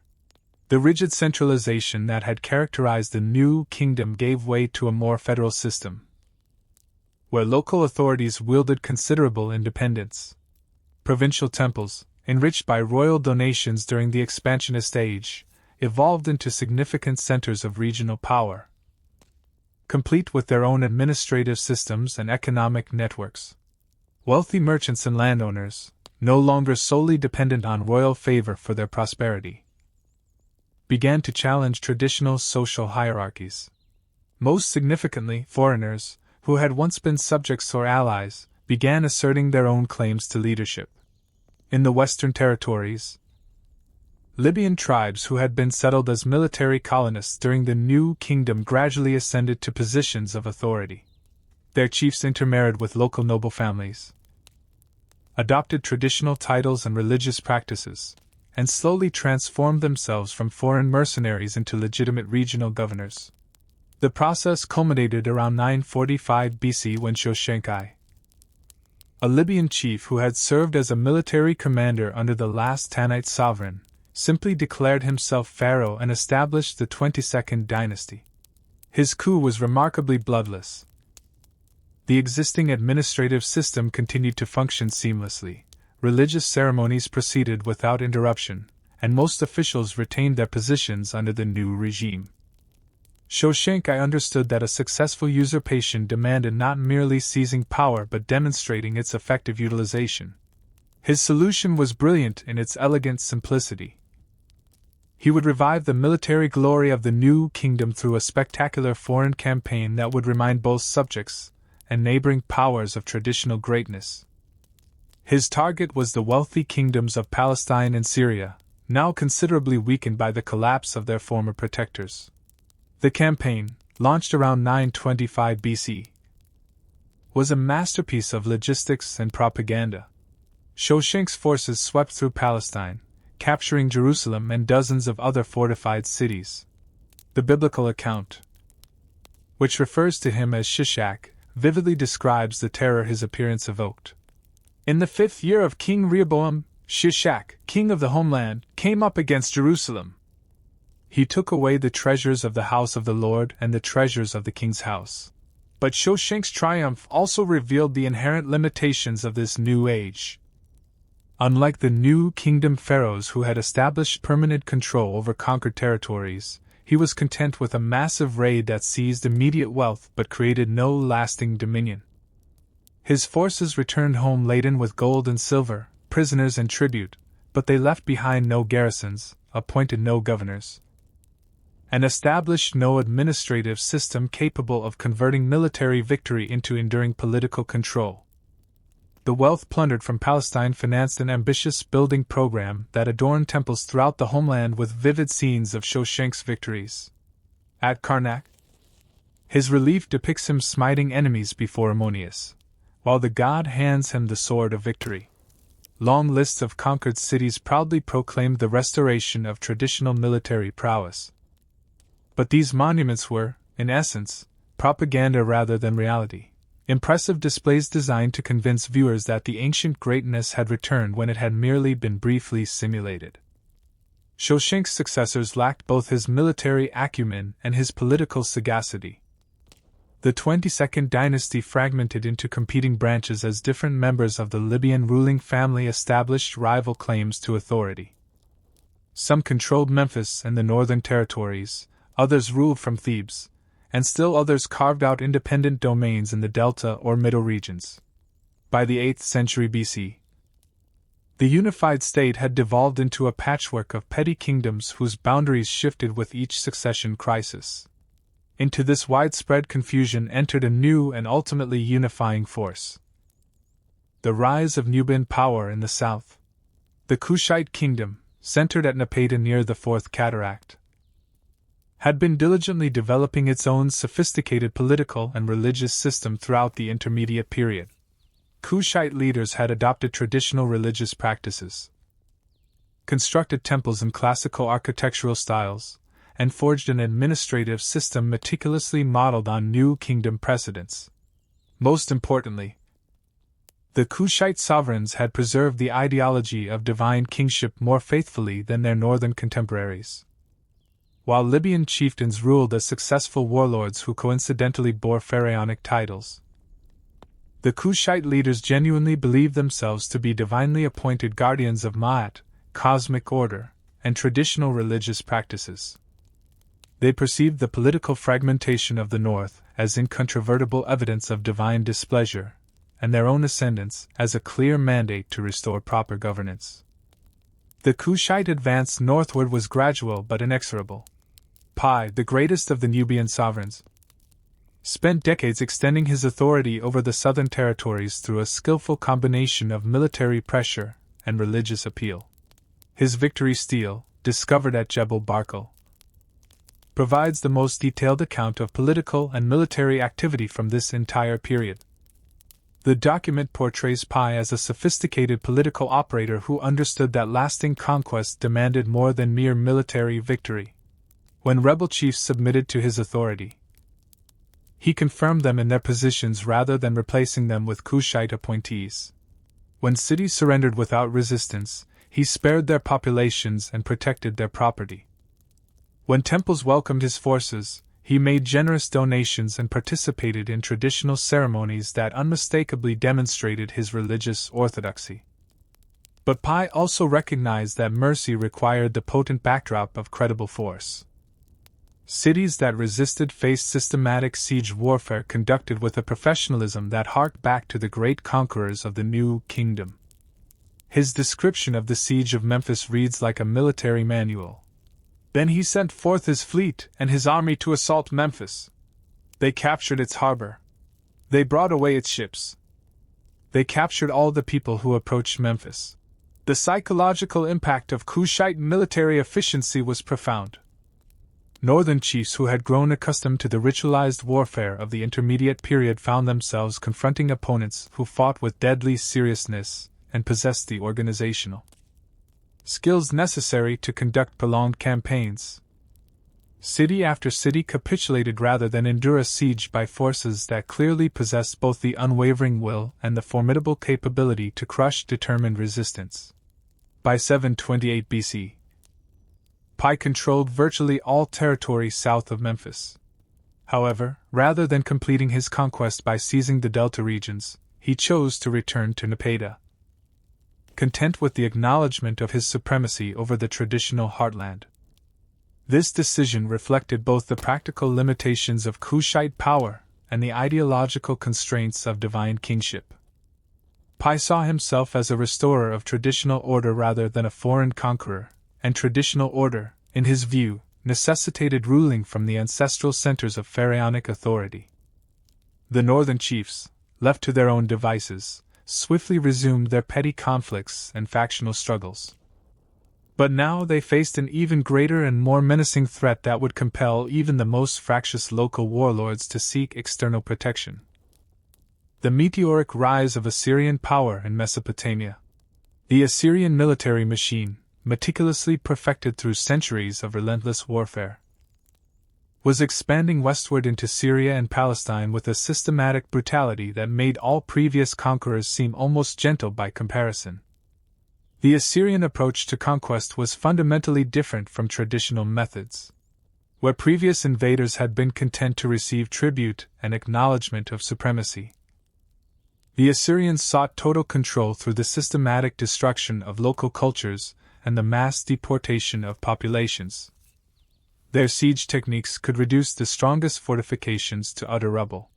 Their administrative system could efficiently transform conquered territories into obedient Assyrian provinces. Most terrifyingly, their ideological commitment to relentless expansion seemed to recognize no natural limits.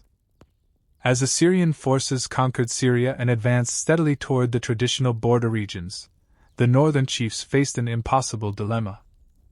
They could submit to foreign domination far more complete than anything they had ever experienced. Or they could desperately seek protection from the only power capable of challenging Assyrian military supremacy. Reluctantly, they turned southward to the Kushite sovereigns, who had demonstrably proven their military effectiveness against traditional forces, but remained committed to preserving rather than destroying local traditions. Shabaka, Pi's successor, responded to these urgent appeals by completing the conquest his predecessor had initiated. Around 715 BC, Kushite forces occupied Memphis and the Delta, establishing direct control over the entire traditional territory for the first time in over 3 centuries. But Shabaka's unification was primarily defensive rather than aggressively expansionist, a direct response to an external threat rather than internal ambition. The Kushite pharaohs who ruled from Memphis during the 25th dynasty proved remarkably successful at restoring traditional government and religious practices. They meticulously repaired temples that had been neglected during the intermediate period, diligently re-established administrative systems that had fallen into disuse, and revived artistic and architectural traditions that connected their reign to the glorious precedents of earlier ages. Taharqa, the greatest of the Kushite sovereigns, reigned for 26 years and powerfully demonstrated that foreign origin posed no barrier to effective traditional kingship. His building projects rivaled those of the new kingdom pharaohs. His military campaigns extended influence into Palestine and Syria, and his religious activities earned the profound devotion of priesthoods throughout the territory. Under his resolute leadership, the reunified state briefly reclaimed something approaching its former international prestige. But the relentless Assyrian threat that had facilitated Kushite unification ultimately proved insurmountable. Esarhaddon's invasion in 674 BC was repelled, but his second campaign in 671 BC succeeded in capturing Memphis and forcing Taharqa to flee south to Thebes. The Assyrian occupation was brief but devastating. The invaders systematically looted temples, deported skilled craftsmen, and appointed local collaborators to administer territories they could not effectively garrison. Taharqa's subsequent attempts to reclaim the northern territories through alliance with Palestinian rebels only invited more massive Assyrian retaliation. Ashurbanipal's campaigns in 667 BC and 663 BC were conducted with a level of brutality meticulously designed to discourage any future resistance. When Thebes finally fell to Assyrian forces in 663 BC, the ancient capital was systematically destroyed in a sack so complete that it became a byword for utter devastation throughout the ancient world. The prophet Nahum, writing decades later, could still powerfully invoke the fate of Thebes as the ultimate example of divine judgment. Are you better than Thebes that sat by the waterway surrounded by water whose rampart was the sea water her wall? Yet she was carried away. She went into captivity. Her infants were dashed in pieces at the head of every street. For her honored men they cast lots, and all her great men were bound in chains. The Kushite retreat to Napata marked the definitive end of the last attempt to restore traditional greatness through foreign leadership. The 25th dynasty had undeniably demonstrated that military effectiveness and religious orthodoxy could still command respect and loyalty. But they had also tragically revealed the utter impossibility of maintaining independence in a world increasingly dominated by Mesopotamian superpowers whose resources and organizational capabilities dwarfed those of any traditional African state. The Assyrian withdrawal, when it finally occurred, was prompted not by local resistance but by political crises within Mesopotamia itself that necessitated the recall of forces from distant provinces. But the brief occupation had shatteringly exposed the illusion that traditional military methods could possibly compete with the systematic warfare of the new international age. The ancient territory emerged from Assyrian domination politically fragmented, economically devastated, and profoundly traumatized by the stark realization of its own vulnerability. Local chieftains who had collaborated with the Assyrians found themselves ruling territories whose populations despised them as traitors, but whose conquerors had withdrawn beyond recall.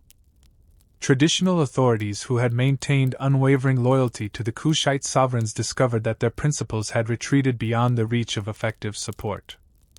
Religious institutions that had diligently preserved cultural continuity through previous periods of political chaos found their accumulated wealth looted and their traditional practices severely disrupted. Yet, even in this apparent ending, new forms of political organization began to emerge that would eventually restore some measure of unity and prosperity. The trauma of foreign occupation had undeniably demonstrated the inadequacy of traditional methods, but it had also, crucially, revealed possibilities for adaptation and renewal that would inspire the next profound chapter in the long and enduring story of civilization along the sacred waterway. The Sate Renaissance. Imitation and innovation. From the ashes of Assyrian devastation, an unlikely phoenix rose.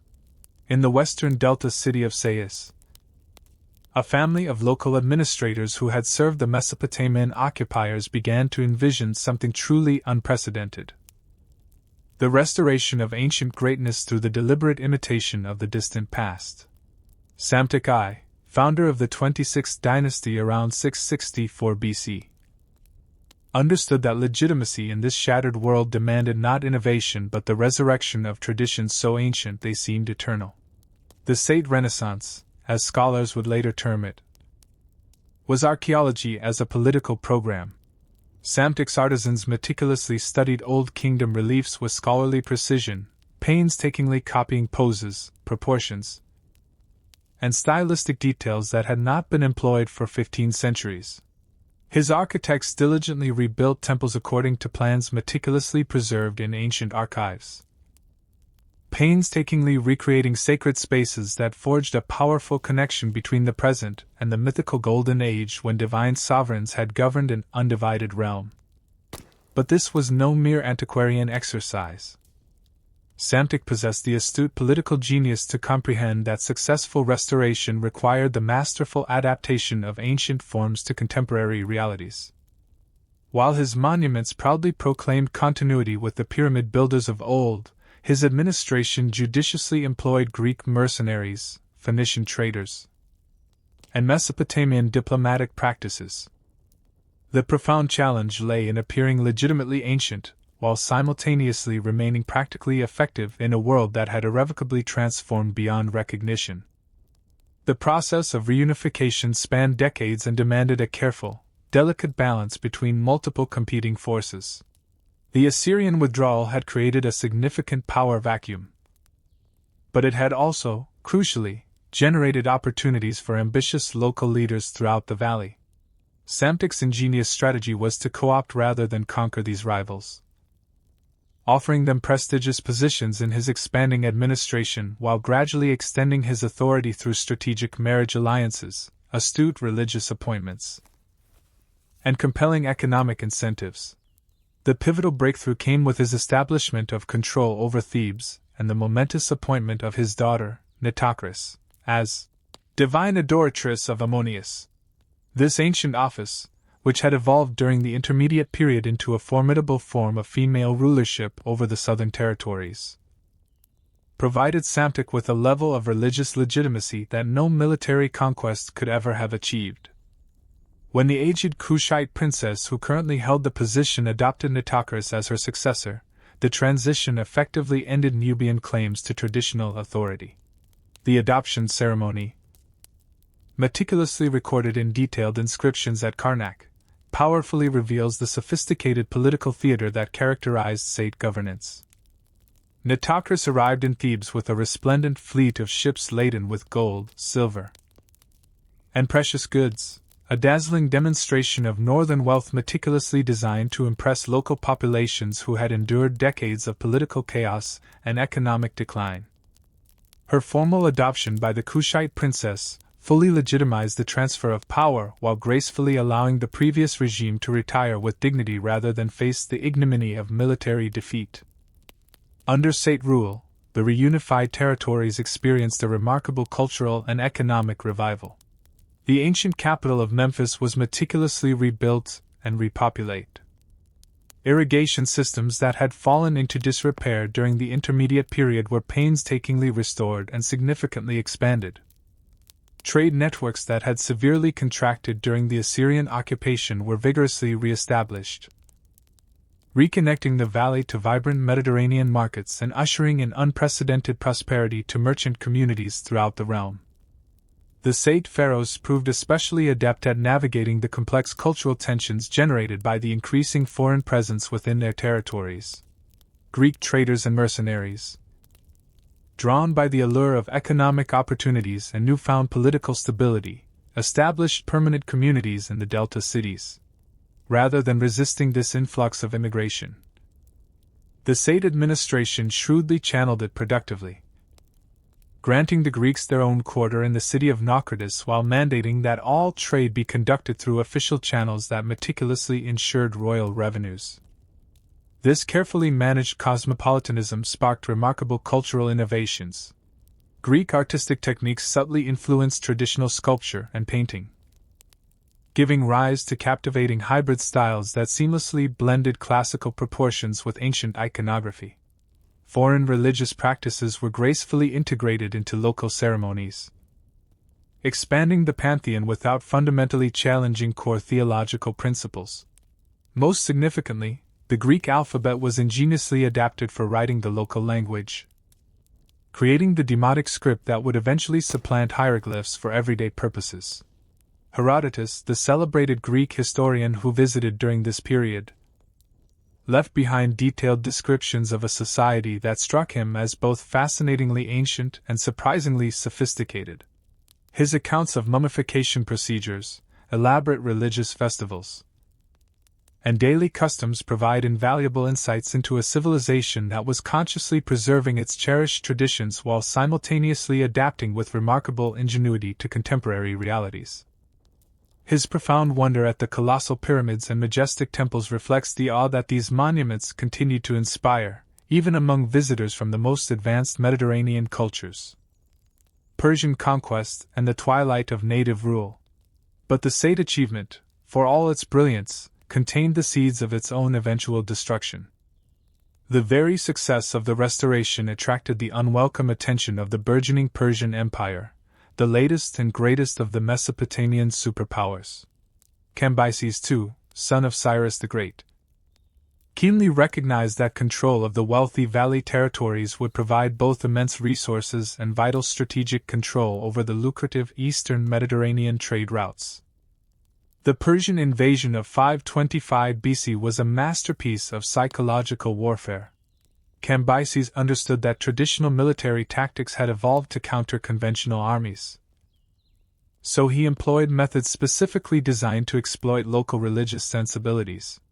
At the Battle of Pelusium, his forces allegedly drove cats, ibises, and other sacred animals before their advancing lines, knowing full well that the defenders would be reluctant to harm creatures revered by their gods. Whether this account is literally accurate or merely symbolic, it powerfully captures the fundamental challenge that Persian conquest represented. The Persians fought not merely to defeat armies but to shatter the very religious and cultural assumptions that provided their enemies with the will to resist. Their victory was so complete that Psamtik III, the last of the Sate pharaohs, was captured alive and forced to witness the execution of his own son before being taken in chains to Persia.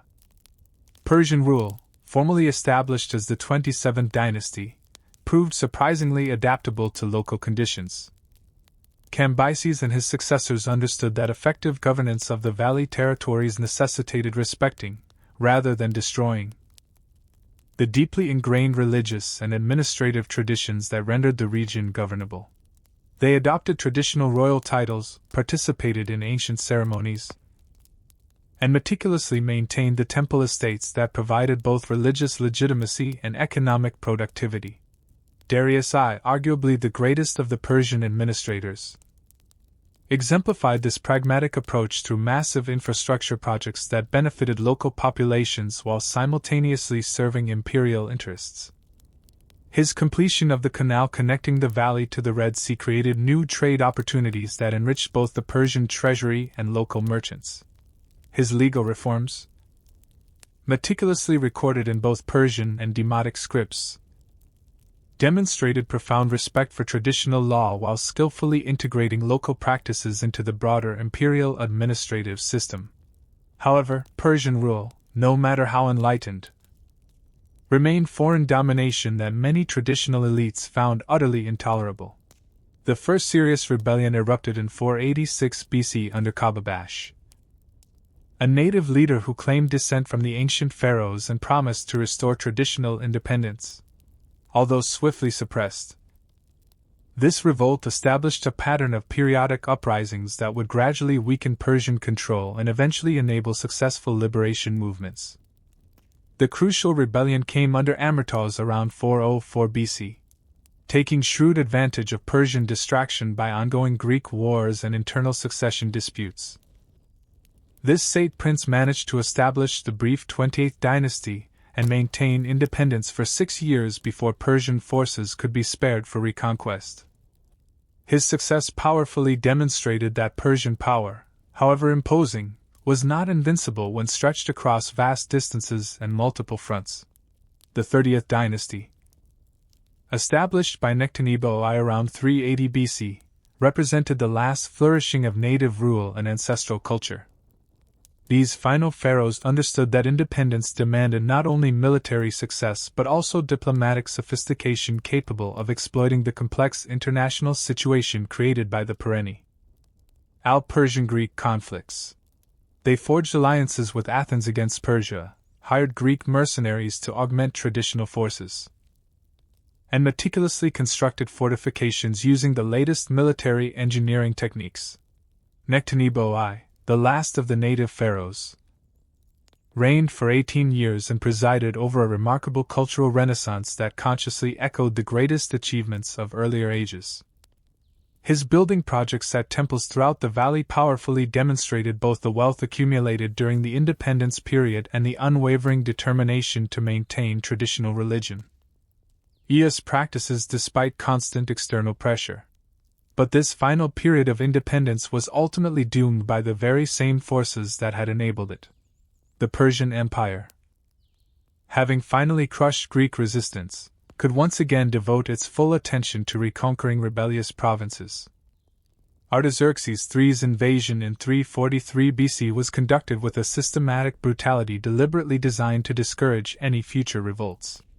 Nectanebo II fled to Nubia, bringing an end to over 3 millennia of continuous native rule. And the Persians established the 31st dynasty with administrative practices specifically tailored to prevent future uprisings. The Second Persian occupation proved brief but devastating.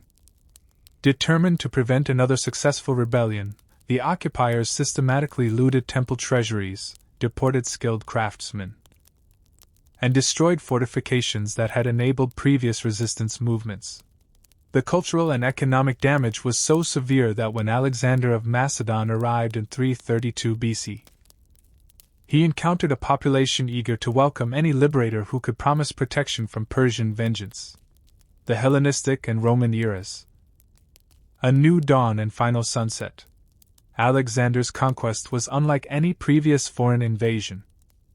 The young Macedonian presented himself not as a conqueror but as a liberator sent by the gods to restore traditional order and drive out the universally detested Persians. His pilgrimage to the oracle of Ammonius at Siwa, where he was reportedly proclaimed the god's son, demonstrated a sophisticated understanding of local religious sensibilities and political requirements. More importantly, Alexander possessed a groundbreaking vision of cultural synthesis that offered something truly unprecedented: the possibility of preserving traditional identity within a cosmopolitan international system. His foundation of Alexandria at the mouth of the western branch of the Nile Delta vividly demonstrated this vision in practical form: a city that would be simultaneously Greek and local, international and traditional, a vital bridge between the ancient valley civilization and the wider Mediterranean world. Alexander's premature death in 323 BC led to the division of his vast empire among his generals, with Ptolemy Isoter claiming the valley territories and establishing the dynasty that would rule for the next 3 centuries. The early Macedonian pharaohs proved remarkably successful at adapting their administrative techniques to local conditions while meticulously maintaining the cultural synthesis that Alexander had initiated. The crowning achievement of this Hellenistic period was the Museum and Library of Alexandria, which swiftly became the greatest center of learning in the ancient world. Here, scholars from across the Mediterranean convened to study mathematics, astronomy, medicine, and philosophy. Utilizing both Greek methodologies and ancestral knowledge meticulously preserved in ancient texts, the translation of religious and scientific literature into Greek made this accumulated wisdom accessible to international scholarship, while simultaneously ensuring its preservation for future generations. But perhaps the most significant innovation was the creation of a truly bilingual culture that operated effectively in both Greek and native languages. The Rosetta Stone, created during the reign of Ptolemy V, exemplifies this monumental achievement: a royal decree published in hieroglyphic, demotic, and Greek scripts that powerfully demonstrates the administrative sophistication necessary to govern a multicultural population. This Hellenistic system enabled remarkable prosperity and cultural achievement for over 2 centuries. Alexandria burgeoned into the largest city in the Mediterranean, its bustling harbors teeming with ships from across the known world, and its vibrant streets crowded with merchants, scholars, and artisans from dozens of different cultures. The immense wealth generated by this international trade financed both formidable military forces capable of defending independence and grand cultural projects that significantly enhanced the royal hull's prestige throughout the Hellenistic world. However, this impressive achievement was ultimately undermined by the same inexorable forces that had destroyed every previous attempt at independence: the rise of a new superpower whose resources and organizational capabilities dwarfed those of any regional state. The Roman Republic, having successfully conquered the western Mediterranean, gradually extended its influence eastward through a cunning combination of military intervention and diplomatic manipulation that rendered formal conquest unnecessary until the very end. The last pharaoh, Cleopatra VII, keenly understood that independence demanded not just domestic legitimacy but also sophisticated international alliances capable of balancing Roman power. Her relationships with Julius Caesar and later Mark Antony represented shrewd and sophisticated attempts to preserve autonomy through strategic partnerships with Roman leaders who possessed both the immense resources and the potent motivation to maintain a precarious balance of power in the eastern Mediterranean. The Battle of Actium in 31 BC marked the definitive end not just of Ptolemaic rule but of the ancient independence that had endured, with only brief interruptions, for over 3 millennia. Octavian's victory over Antony and Cleopatra was so utterly complete that no subsequent attempt at restoration would ever again be possible. When Cleopatra died by her own hand, choosing death over the humiliation of appearing in a Roman triumph, she brought a dramatic close to the last chapter of a story that had begun with the unification of the 2 lands under Narmer. The sacred valley that had given birth to pyramid builders, temple architects, and divine sovereigns tragically became a Roman province. Its immense wealth flowed northward to fund imperial projects in distant lands, and its ancient traditions were preserved only in temples maintained for their burgeoning tourist value rather than their profound religious significance.